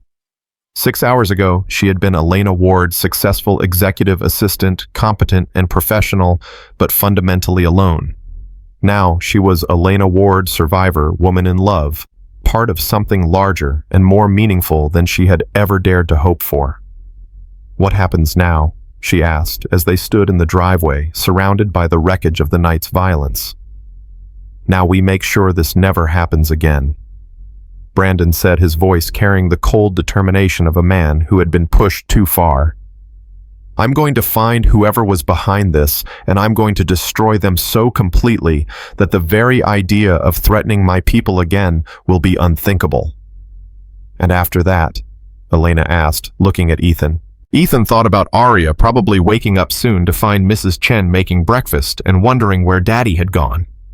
He thought about the quiet life he had built, the careful distance he had maintained from anything that might bring danger to his door. Then he looked at Elena, saw the hope and fear warring in her green eyes, and realized that some risks were worth taking, even when the stakes were everything you held dear. "After that," he said, squeezing her hand gently, "we figure out how to build something beautiful from all this wreckage." As the first light of dawn painted the sky in shades of rose and gold, the three survivors stood together in the ruins of what had been a perfect life, knowing that what came next would be infinitely more complicated and infinitely more precious than anything that had come before. Because sometimes the most beautiful things grew in the aftermath of destruction, and sometimes the greatest love stories began with the simple decision to protect someone else's happiness more than your own safety. The sunrise that painted the sky above Brandon's estate should have marked the end of their nightmare, but as they stood among the wreckage of the night's violence, Ethan's phone rang with Mac's urgent voice cutting through the morning peace like a blade through silk. "Cross, we've got a problem. Your daughter's school, there's been an incident." Ethan's blood turned to ice water, his hand gripping the phone so tightly his knuckles went white. "What kind of incident?" "2 men tried to grab her during the morning drop-off. Mrs. Chen fought them off with her umbrella, screaming bloody murder until half the neighborhood came running. The men fled, but Cross, they knew her name. They knew exactly who they were looking for." Elena watched Ethan's face transform, saw the professional killer resurface as every protective instinct he possessed ignited like gasoline touched by flame. "Where is she now?" "Safe house on the Upper West Side. My team picked her up along with Mrs. Chen. But these people aren't giving up, and now they're targeting civilians. This has escalated beyond anything we anticipated." "I'm coming." Ethan was already moving toward the car, his entire being focused on reaching his daughter. "Send me the address." "Ethan, wait." Elena caught his arm, her fingers digging into his jacket. "I'm coming with you." "Absolutely not. It's too dangerous." "Everywhere is too dangerous now," she said fiercely. "You said it yourself, they won't stop until we're all dead. That means we face this together or not at all." Brandon stepped forward, his voice carrying the authority of a man accustomed to making life and death decisions. "She's right, and I'm coming too. If my business dealings created this situation, then I share responsibility for ending it." "This isn't your fight anymore," Ethan said, though his protest lacked conviction. Deep down, he knew Elena was right. The enemy had made it clear that there would be no innocent bystanders, no safe harbors, no mercy for anyone connected to their targets. "It became my fight the moment they threatened a child," Brandon replied with quiet steel. "I've spent years building wealth and power, but what good is any of it if I can't protect the people who matter?" The drive back to Manhattan was a blur of urgent phone calls and tactical planning. Mac's voice crackled through the speaker as he updated them on the situation, his tone professional but underlaid with concern that spoke to years of partnership with Ethan in dangerous places. "The men who targeted your daughter were part of a larger operation. Intelligence suggests they're planning something big, not just individual assassinations anymore, but a coordinated strike designed to send a message to anyone who might consider crossing their employers. What kind of message? Brandon asked from the back seat, his hand resting protectively on Elena's uninjured shoulder. The kind written in blood, Mac replied grimly. We're talking about a public execution, something designed to be witnessed and remembered. They want to make examples of all of you. Ethan felt his jaw clench with a rage that threatened to consume rational thought. Where and when? That's the problem we don't know yet. But Cross, there's something else. The architect, the man behind all this. We've got a name. Viktor Kozlov, former Spetsnaz colonel, current head of Blackwater Solutions. He's been operating in the shadows for years, but this Carter contract brought him into the light. What does he want? Elena asked, though she suspected the answer would be nothing they could give. He wants Carter Industries' defense contracts canceled, their technology buried, and everyone involved disappeared.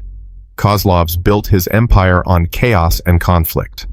Carter's surveillance technology threatens to make his kind of work obsolete, and he's willing to kill anyone to prevent that from happening. The safe house was a nondescript brownstone in a neighborhood where expensive renovations sat side by side with century-old decay. To any observer, it would appear to be just another New York residence. But Ethan's trained eye immediately spotted the defensive positions, the watch posts, the careful placement of vehicles that could provide cover or quick escape routes.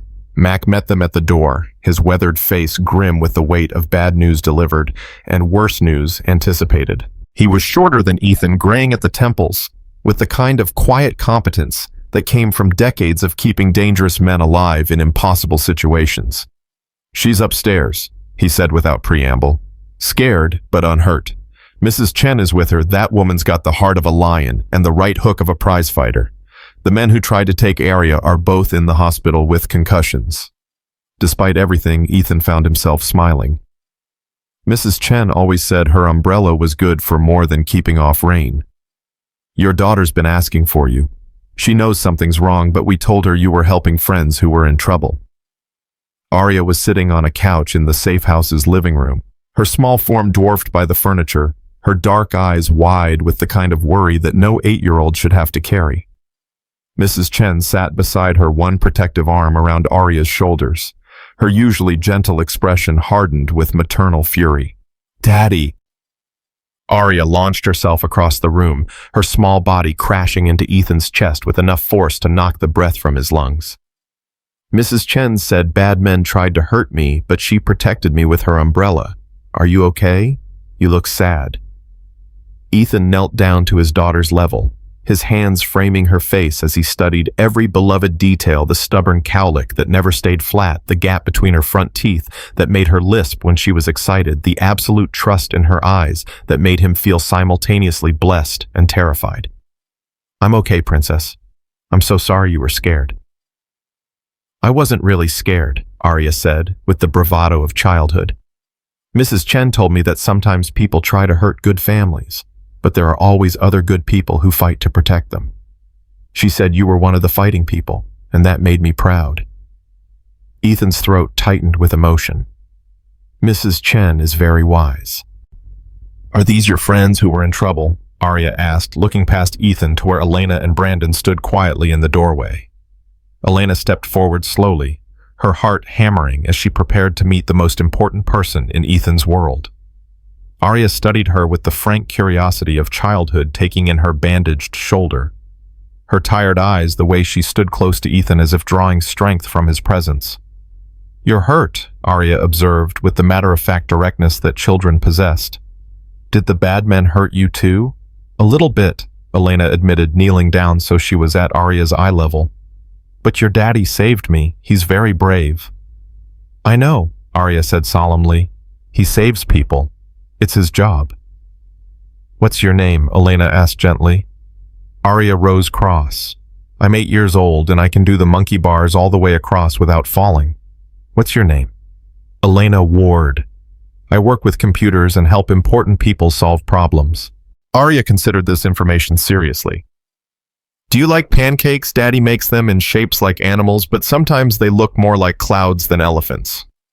Despite everything, the danger, the exhaustion, the weight of decisions yet to be made, Elena found herself laughing. I love pancakes, especially elephant-shaped ones that look like clouds. Good, Arya declared, apparently satisfied with this crucial qualification. You can stay for breakfast tomorrow if the bad men don't come back. The simple innocence of the statement hit everyone in the room like a physical blow. Here was a child who had been targeted by professional killers, who had watched her elderly caregiver fight off attackers with an umbrella, who was now living in a safe house, surrounded by armed guards, and she was worried about breakfast plans. Arya, sweetheart, Ethan said carefully, we need to talk about what's going to happen next. Mrs. Chen and Uncle Mac think it would be safer if you stayed here for a little while, just until Daddy can make sure the bad men can't find us anymore. Arya's expression grew serious, the kind of gravity that seemed too old for her young face. How long is a little while? I don't know, Princess. I'm going to do everything I can to make it as short as possible. Will you be staying here too? Ethan felt his heart break a little more. I can't. I have to go stop the bad men so they can't hurt you or anyone else anymore. Arya was quiet for a long moment, her small hand playing with the zipper on Ethan's jacket while she processed this information. When she spoke again, her voice was small but determined. Daddy, are you going to do dangerous things? The question hung in the air like a sword suspended by a thread. Ethan had always been honest with his daughter, had never talked down to her or tried to shield her from age-appropriate truths.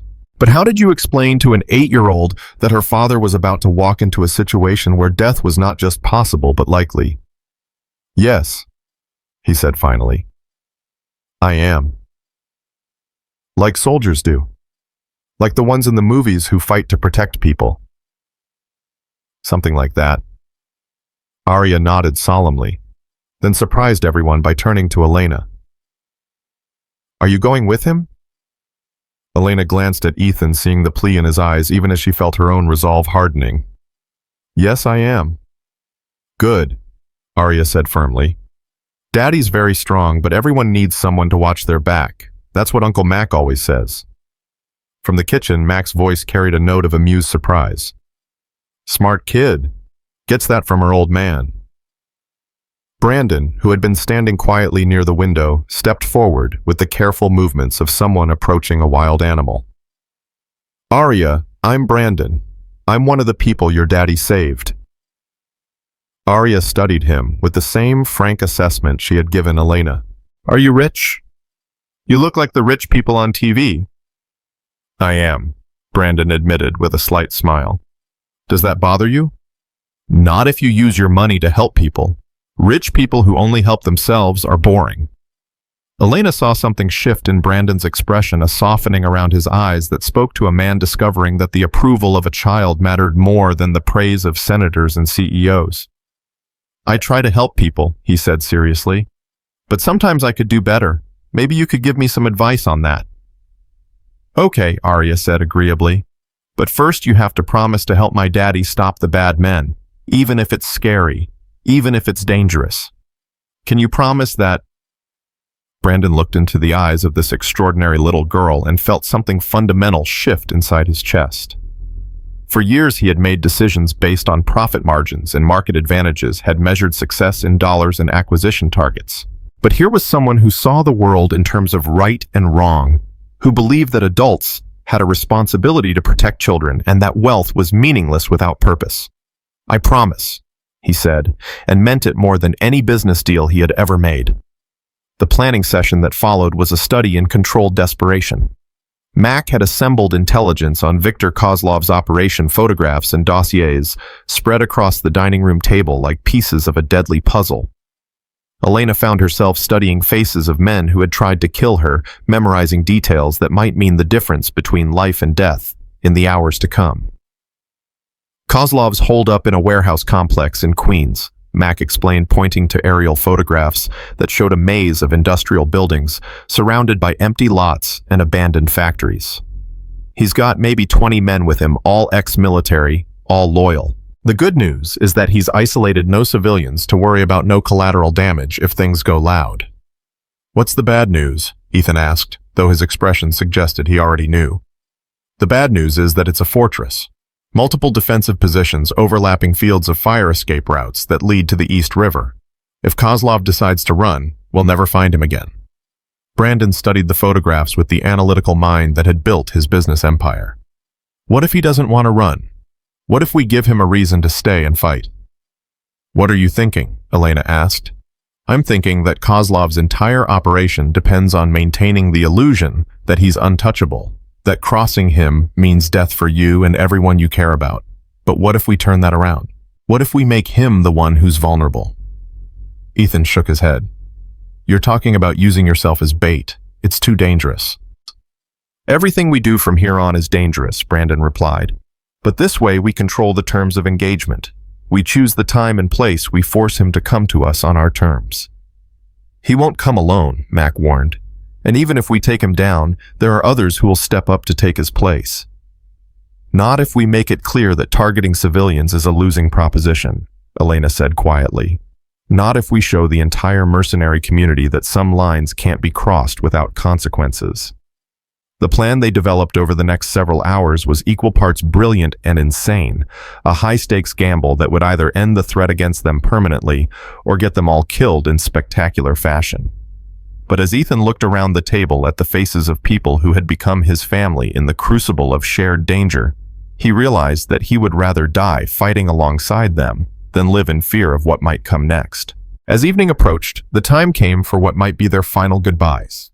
Arya had spent the day drawing pictures with Mrs. Chen, creating elaborate crayon masterpieces that she insisted on showing to each of the adults. Her artwork told the story of a little girl's understanding of the world, families holding hands, houses with lots of windows, trees heavy with fruit, and always a figure she identified as Daddy, standing between the happy people and the dark scribbles that represented danger. This one is for you, she said to Elena, holding up a drawing that showed two women, one tall with long hair, one short with gray hair standing on either side of a little girl. That's you and Mrs. Chen taking care of me while Daddy stops the bad men. Elena felt tears prick at her eyes as she accepted the drawing. In her professional life, she had received awards and commendations had been recognized for her competence and dedication. But nothing had ever meant as much as this simple crayon picture that said she belonged, that she was trusted with the most precious thing in Ethan's world. Thank you, she said, her voice thick with emotion. I'll keep it with me always. And this one is for Uncle Brandon. Arya continued presenting a drawing that showed a tall man in a suit handing out bags of money to smaller figures. That's you helping people with your money. I made the bags really big because you have a lot to give away. Brandon accepted the drawing with hands that trembled slightly. In his penthouse apartment, he had walls covered with expensive art pieces worth more than most people's houses. But he knew that this crayon masterpiece would take the place of honor above his desk, a reminder of what truly mattered.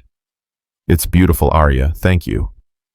And this one, Arya said, turning to her father with a drawing that made every adult in the room catch their breath, is for you, Daddy.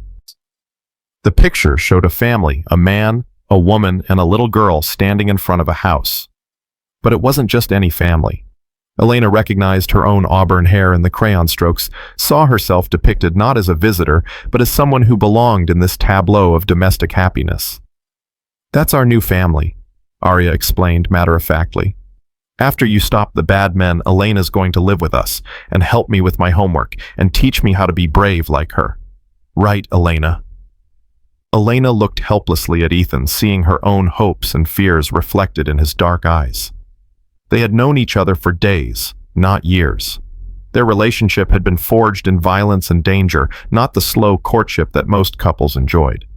But as she looked at this little girl who had already accepted her as family, Elena realized that some connections transcended time and circumstance. If that's what you want, she said carefully. And if your daddy agrees, then yes, I'd like that very much. Arya turned to Ethan with the expectant look of a child who assumed that adults would naturally want the same things she wanted. You want Elena to be part of our family, don't you, Daddy? Ethan knelt down and pulled his daughter into a hug that conveyed everything he couldn't say. How much he loved her. How desperately he wanted to give her the stable family she deserved. How terrified he was that his choices might rob her of the chance for happiness. "Yes, princess," he whispered against her hair. "I want that more than anything in the world." As the final preparations were made, and the team prepared to leave for what might be their last mission together, Elena found herself standing in the safe house's small garden, looking up at the stars that were barely visible through Manhattan's light pollution. The city hummed around her with its endless energy, millions of lives intersecting and diverging like streams of light, each person carrying their own hopes and fears and dreams. Second thoughts. Ethan's voice was soft behind her, and she felt rather than saw him approach. "No second thoughts," she said, turning to face him. "But I wanted a moment to remember this, the quiet before the storm, the peace before we step back into the fire." Ethan moved closer, his hands finding her waist as naturally as if they had been lovers for years rather than days. "Elena, if something goes wrong tomorrow—" "Nothing's going wrong," she said firmly, placing her fingers against his lips to stop the words. "We're going to end this, all of us together, and then we're going to come home to that little girl who's already planning where to put my things in your apartment." "Our apartment," Ethan corrected, and the simple word shift made Elena's heart skip a beat. "Our apartment," she agreed, rising on her toes to brush her lips against his. "Our life, our family." The kiss deepened, becoming a promise and a prayer rolled into one. When they broke apart, both were breathing hard, their foreheads pressed together in the darkness of the garden. "I love you," Ethan said, the words escaping before he could stop them. "I know it's too soon. I know the timing is all wrong, but I needed you to know. I love you too." Elena interrupted, her voice fierce with certainty. "And the timing isn't wrong. The timing is perfect. We found each other when we needed each other most, and that's not coincidence. That's fate." From the house behind them came the sound of quiet conversation as the team made final preparations for the mission ahead. Brandon was reviewing blueprints with Mac, their voices low and serious as they discussed angles of approach and contingency plans. Mrs. Chen was putting Arya to bed, her gentle voice carrying the familiar rhythm of bedtime stories and childhood prayers. It was a scene of domestic normalcy wrapped around the edges of approaching violence, a moment of peace before the storm that would determine whether any of them lived to see another sunrise. But as Ethan held Elena in the darkness of the garden, surrounded by the sounds of the family they had chosen and been chosen by, he felt something he hadn't experienced since Sarah's death, the absolute certainty that some things were worth fighting for, worth dying for, worth living for. Tomorrow would bring Viktor Kozlov and his army of killers. Tomorrow would bring gunfire and explosions and the very real possibility that not all of them would make it home. But tonight, in this garden, with this woman in his arms and his daughter safe inside the house behind them, Ethan Cross was exactly where he belonged.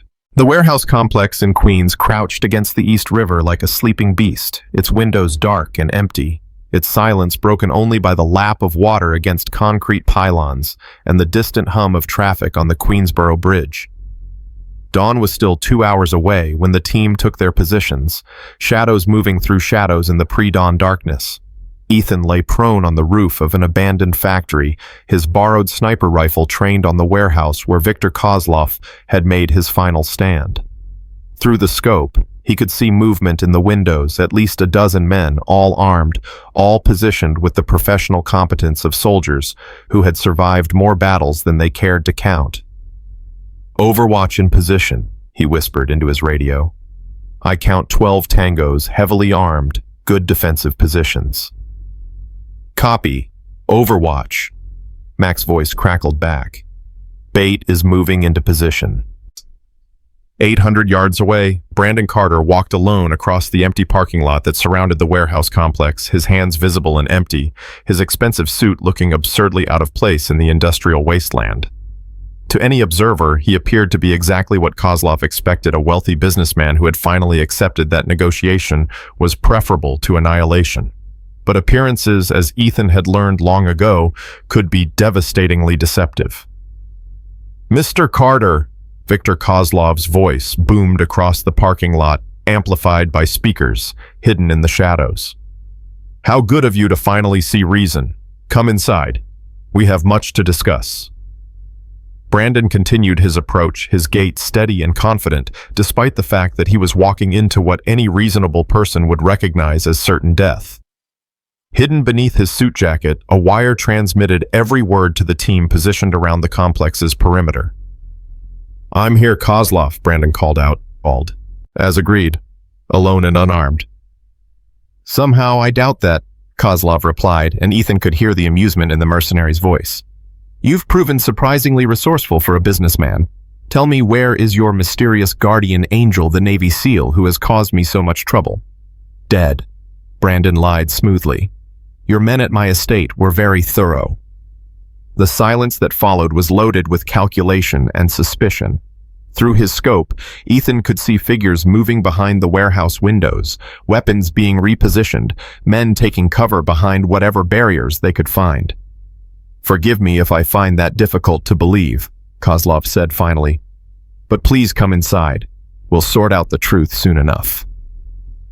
Brandon had reached the warehouse's main entrance, a steel door that yawned open like a mouth waiting to swallow him whole. As he stepped across the threshold, Elena's voice whispered through the radio from her position in the building's ventilation system.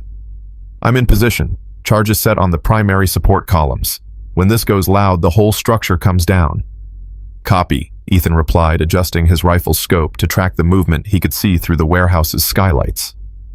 "Mac, what's your status? The east side secured. Power lines cut, backup generators disabled. When you give the word, this place goes dark."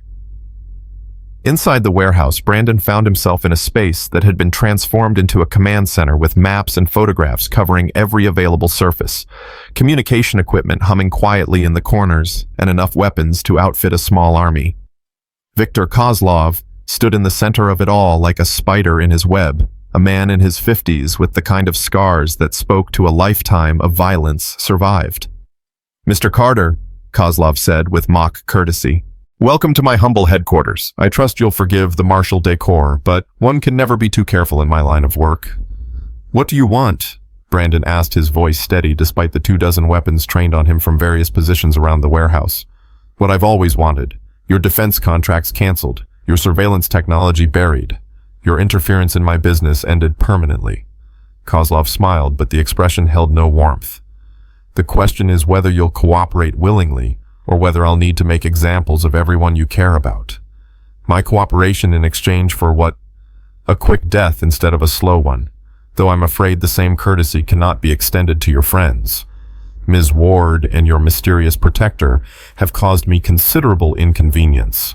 They require a more public resolution." Brandon felt rage build in his chest, carefully controlled but burning white-hot. "They're innocent civilians." "There are no innocent civilians in war, Mr. Carter, only combatants and casualties." The conversation continued for several more minutes, Kozlov clearly enjoying the psychological advantage of having his enemy at his mercy, while Brandon played for time, allowing Elena to complete her preparations, and giving Ethan the opportunity to identify all the threats within the warehouse. When the attack came, it happened with the sudden violence of a thunderstorm breaking over a summer afternoon. Mac's signal killed the lights, plunging the warehouse into darkness, just as Elena's charges detonated, sending support columns crashing down in a cascade of concrete and twisted steel. In the chaos that followed, Ethan's rifle spoke with controlled precision, each shot carefully placed to eliminate threats without endangering Brandon, who had thrown himself behind an overturned table the moment the lights went out. Elena emerged from the ventilation system like an avenging angel, her borrowed weapon spitting fire as she provided cover for Brandon's escape. But Viktor Kozlov was too experienced, too professional to be caught completely off guard. Even as his command center collapsed around him, he was moving toward the predetermined escape route, his remaining men forming a protective corridor through the falling debris. "He's running," Elena's voice cut through the radio chatter. "East exit, moving toward the river." Ethan was already moving, abandoning his sniper position to intercept Kozlov before the mercenary could reach the speedboat that undoubtedly waited at the warehouse's private dock. This was the moment everything had been building toward the final confrontation between two warriors who understood that only one would walk away. The pursuit led through the maze of collapsed warehouse sections, over piles of rubble, and around burning debris that cast dancing shadows in the smoke-filled air. Kozlov was fast for a man his age, but Ethan was faster, driven by the knowledge that failure meant death, not just for him, but for everyone he had come to love.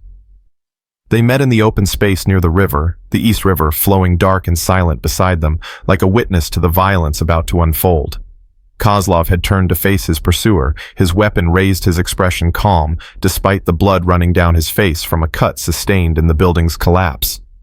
"So," he said conversationally, "the famous Ethan Cross. I was beginning to think you were a myth." "I'm real enough," Ethan replied, his own weapon trained on the mercenary's center mass. "Real enough to end you." "Perhaps. But killing me won't solve your problem.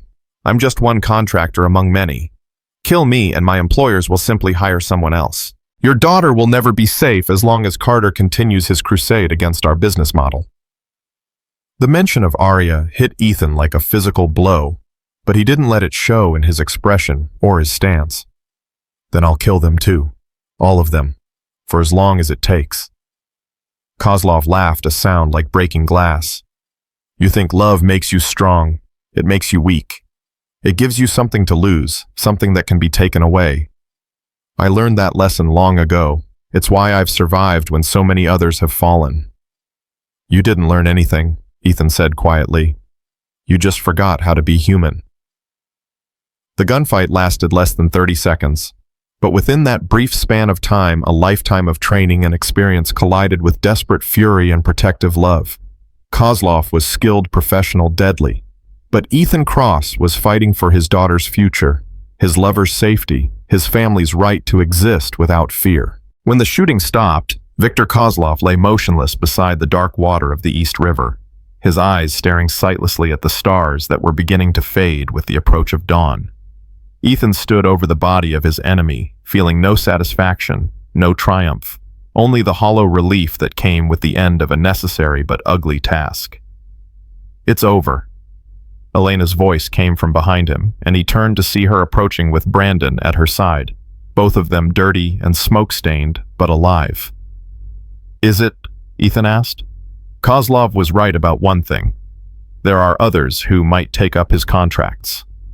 "Let them try," Brandon said, his voice carrying the cold determination of a man who had discovered his own capacity for violence.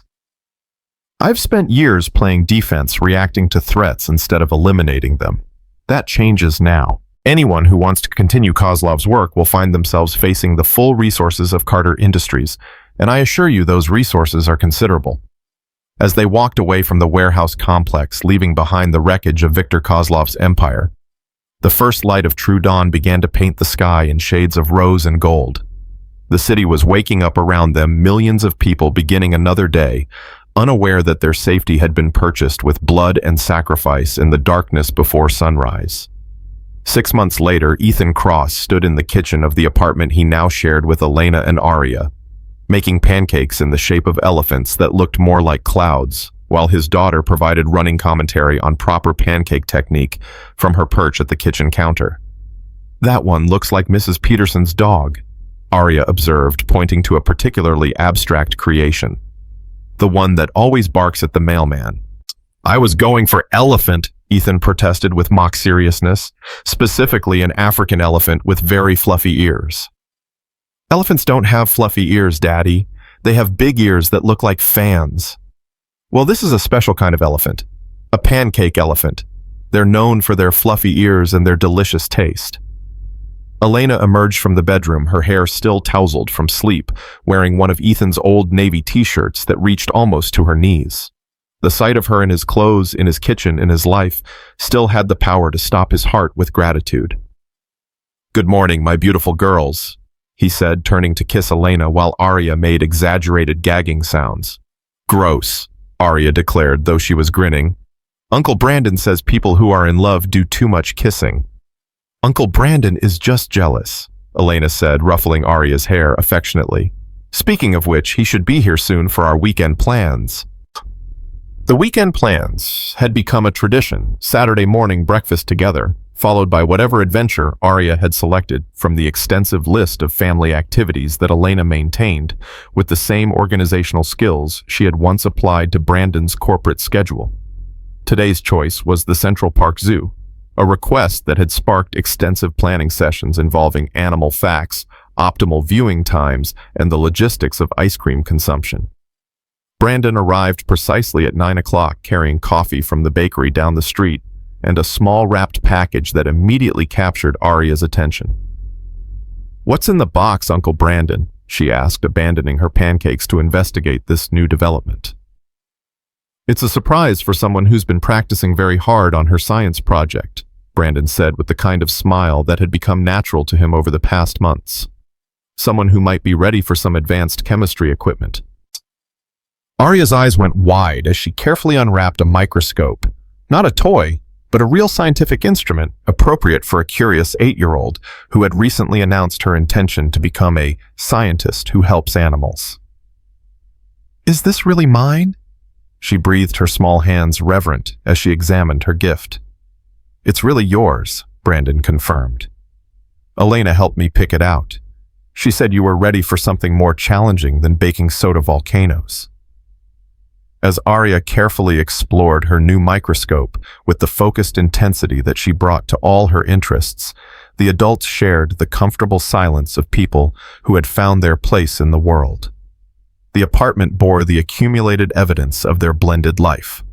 Elena's books alongside Ethan's military history collection, Arya's artwork displayed with the same care that Brandon once reserved for expensive paintings. Photographs that captured the evolution of 3 separate lives into one cohesive family. "Any word from Mac?" Brandon asked quietly, settling into the role of concerned uncle that had become second nature to him. "All quiet," Ethan replied. "Kozlov's network seems to have gotten the message. No new contracts, no interest in reviving old grudges.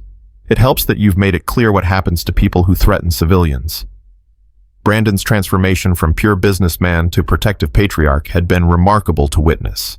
He still ran Carter Industries with the same analytical precision that had built his empire, but now his decisions were filtered through a different lens, how they would affect the safety and well-being of the family he had discovered in the crucible of shared danger.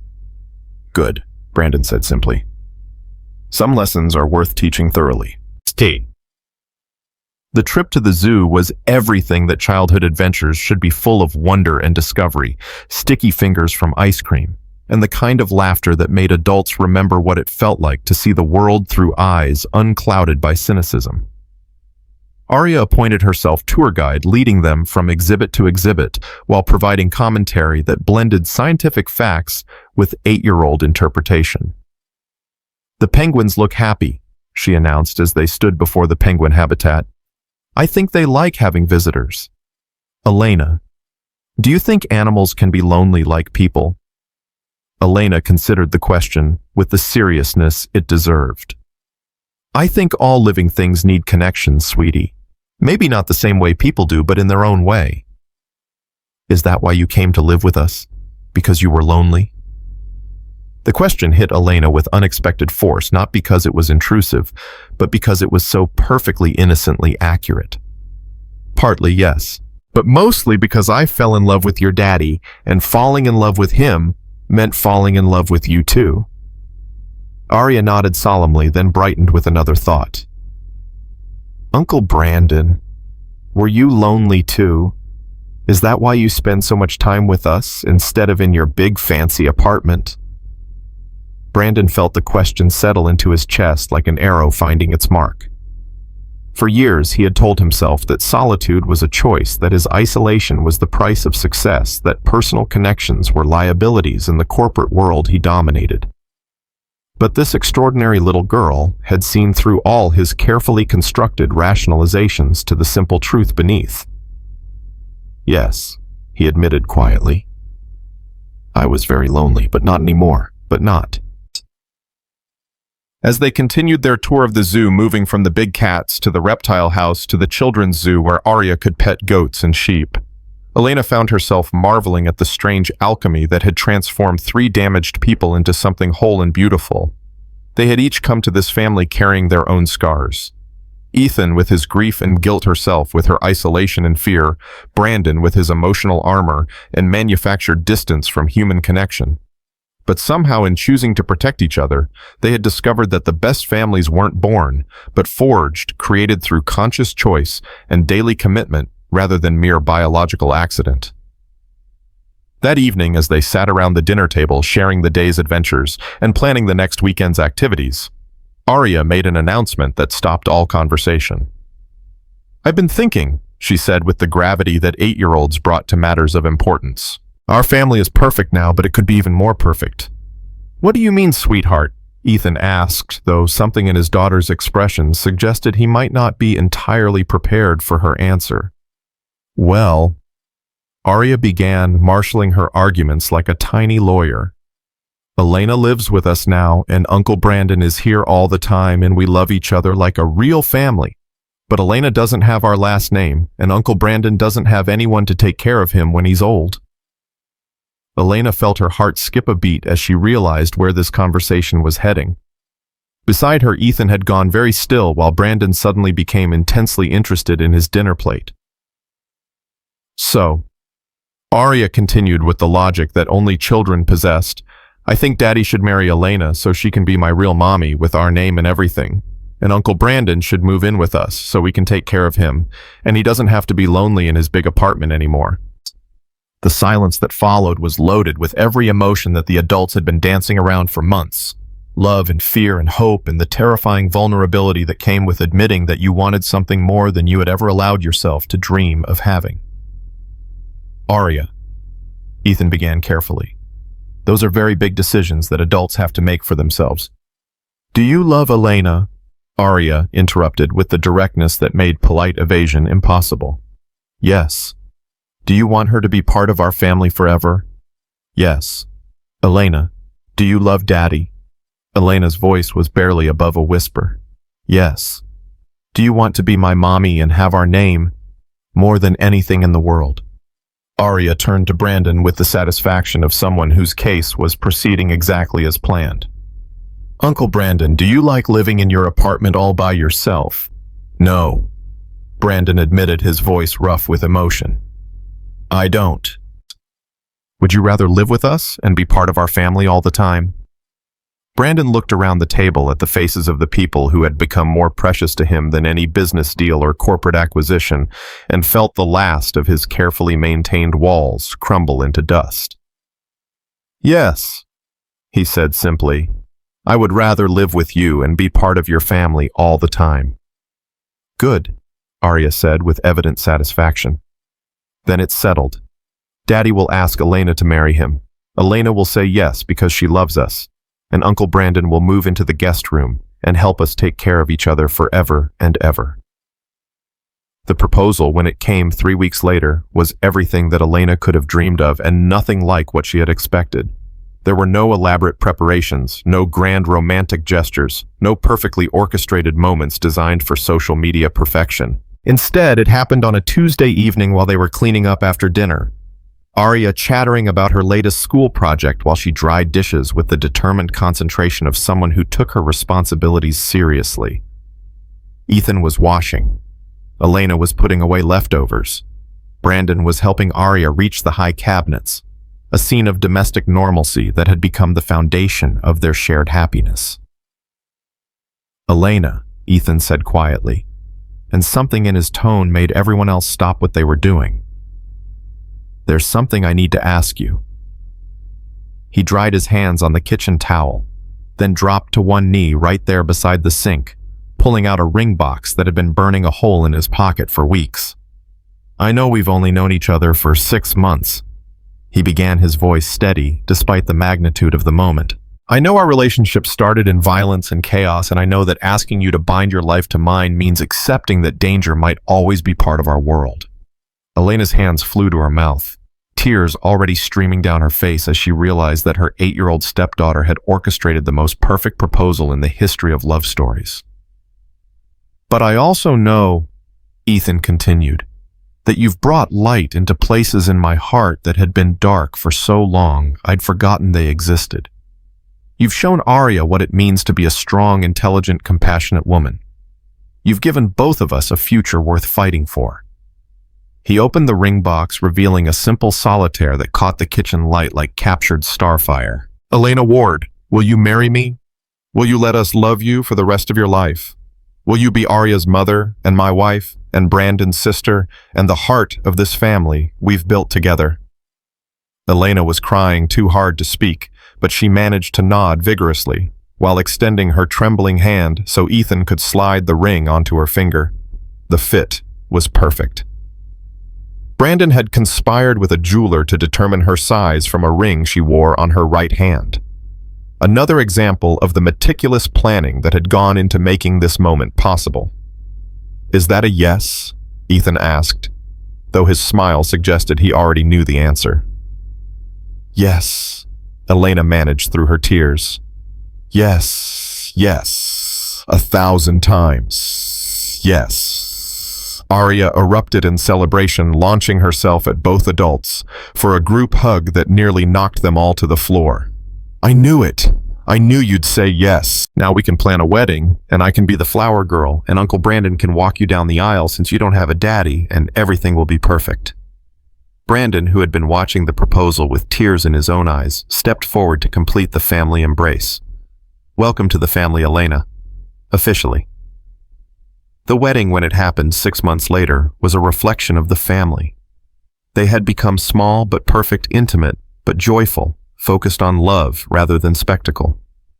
They held it in Central Park near the reservoir, where Elena and Ethan had shared their first real conversation with Mac, officiating, and Mrs. Chen serving as matron of honor.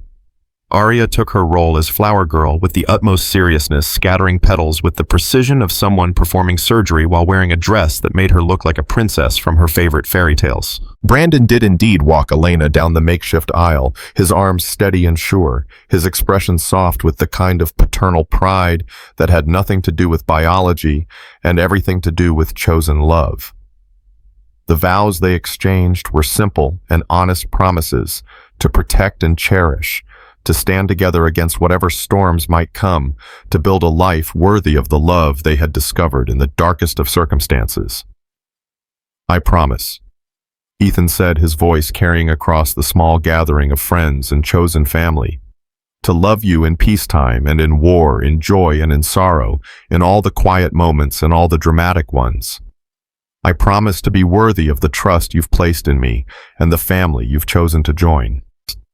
"I promise," Elena replied, her voice strong and clear, despite the tears streaming down her face, "to love you and Arya with everything I have, to protect this family we've built together, and to never stop believing in the beautiful life we're creating one day at a time." When the minister pronounced them husband and wife, the kiss they shared was witnessed by everyone who mattered. Arya bouncing on her toes with excitement. Brandon wiping away tears he didn't bother to hide.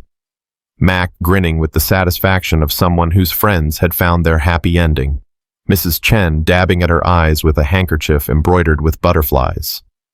The reception was held in the apartment that had become home base for their unconventional family, with Brandon's considerable resources deployed not for ostentation, but for creating the perfect intimate celebration. There was cake and champagne, dancing to music that ranged from classical to contemporary, and speeches that made everyone cry happy tears. But the moment that would remain forever etched in Elena's memory came later that evening, after the guests had gone home and the dishes had been cleared away, when she found herself standing in the kitchen where Ethan had proposed, looking at the pictures on the refrigerator that told the story of their blended life. Arya's latest artwork hung alongside grocery lists and school schedules, Brandon's business cards mixed with Ethan's VA appointment reminders, and Elena's work notes. It was the beautiful chaos of a family in full bloom, evidence of lives lived together rather than separately. "Any regrets?" Ethan asked, coming up behind her and wrapping his arms around her waist. Elena leaned back against his chest, feeling the solid warmth of him, the steady beat of his heart, against her shoulder blades. "Only one." "What's that?" "I regret that it took a team of assassins to bring us together. I would have much preferred meeting you at a coffee shop or a bookstore or some nice, normal place where people usually fall in love." Ethan laughed, the sound rumbling through his chest into hers. But then we wouldn't have this story. We wouldn't have proof that something beautiful can grow from something terrible, that love really can conquer everything when you're brave enough to fight for it. Daddy, Elena. Arya's voice called from her bedroom, sleepy but insistent. Can you come tuck me in? I want to tell you about my dream for tomorrow. They found their daughter sitting up in bed, her new family pictures arranged on her nightstand like talismans against the dark. She had changed out of her flower girl dress into pajamas covered with stars and moons, her hair still holding traces of the flowers she had worn in it during the ceremony. What's your dream for tomorrow, princess? Elena asked, settling onto the bed beside her while Ethan took his customary place on the other side. I dreamed that we would all wake up in the same house and have breakfast together, and Uncle Brandon would still be here and we'd be a real family forever and ever. Arya said, her voice growing heavier with approaching sleep. And in my dream, the bad men never came back and everyone was safe and happy and we lived happily ever after, like in the stories. That's a beautiful dream, Ethan said softly, stroking his daughter's hair. And do you know what the best part is? What? It's not just a dream anymore. It's real. We really are a family forever and ever. We really are safe and happy, and we really are going to live happily ever after. Arya smiled, her eyes already closing as she settled deeper into her pillow. I love our family, she murmured. It's the best family in the whole world. As they turned off the lights and closed the door to their daughter's room, Elena and Ethan stood for a moment in the hallway of their shared home, holding hands in the darkness, listening to the peaceful sounds of sleep and safety and dreams coming true. Down the hall, Brandon was settling into the guest room that had become his permanent residence, surrounded by the few personal possessions he had chosen to bring from his penthouse photographs of the family. They had become books that Arya had recommended, and the crayon drawing she had made for him months ago that still held the place of honor above his desk. In the morning, they would wake up as they had every morning for the past 6 months as a family. They would make breakfast together, share plans for the day, navigate the small joys and minor crises that made up the fabric of ordinary life. Brandon would go to his office. Elena would manage her consulting business from home. Ethan would work his shifts at the restaurant, and Arya would go to school armed with the absolute certainty that she was loved beyond measure. It was not the life any of them had planned, but it was perfect in its imperfection, beautiful in its ordinariness, precious beyond any treasure that could be counted in dollars or accumulated in bank accounts. They had learned that the strongest families were forged in fire, that the deepest love was born from the choice to protect something more important than your own safety, and that sometimes the most extraordinary stories began with the simple decision to be brave when everything was at stake. In the end, that was Viktor Kozlov's greatest failure. He had believed that fear was stronger than love, that violence was more powerful than compassion, that the bonds between people could be severed with bullets and threats and shows of force. But he had never faced a Navy SEAL, fighting for his daughter's future, a woman discovering her own strength in the crucible of danger, and a billionaire learning that the greatest wealth was measured in the love of the people who called you family. Some stories end with victory in battle, others end with justice served or wrongs made right. But the best stories, the ones that matter most, end with people finding their way home to each other, creating something beautiful from the wreckage of what came before, and choosing love over fear, even when the cost is everything they thought they knew about themselves. This was their story, written in blood and tears and laughter, told in quiet moments and dramatic confrontations, measured not in headlines or history books, but in morning coffee, shared around a kitchen table. Bedtime stories read by lamplight, and the absolute certainty that some things are worth fighting for, worth dying for, and most importantly, worth living for. And they all lived happily ever after. Not because the world became safe or simple, but because they had learned that happiness was not the absence of danger, but the presence of people willing to face that danger together as a family forever.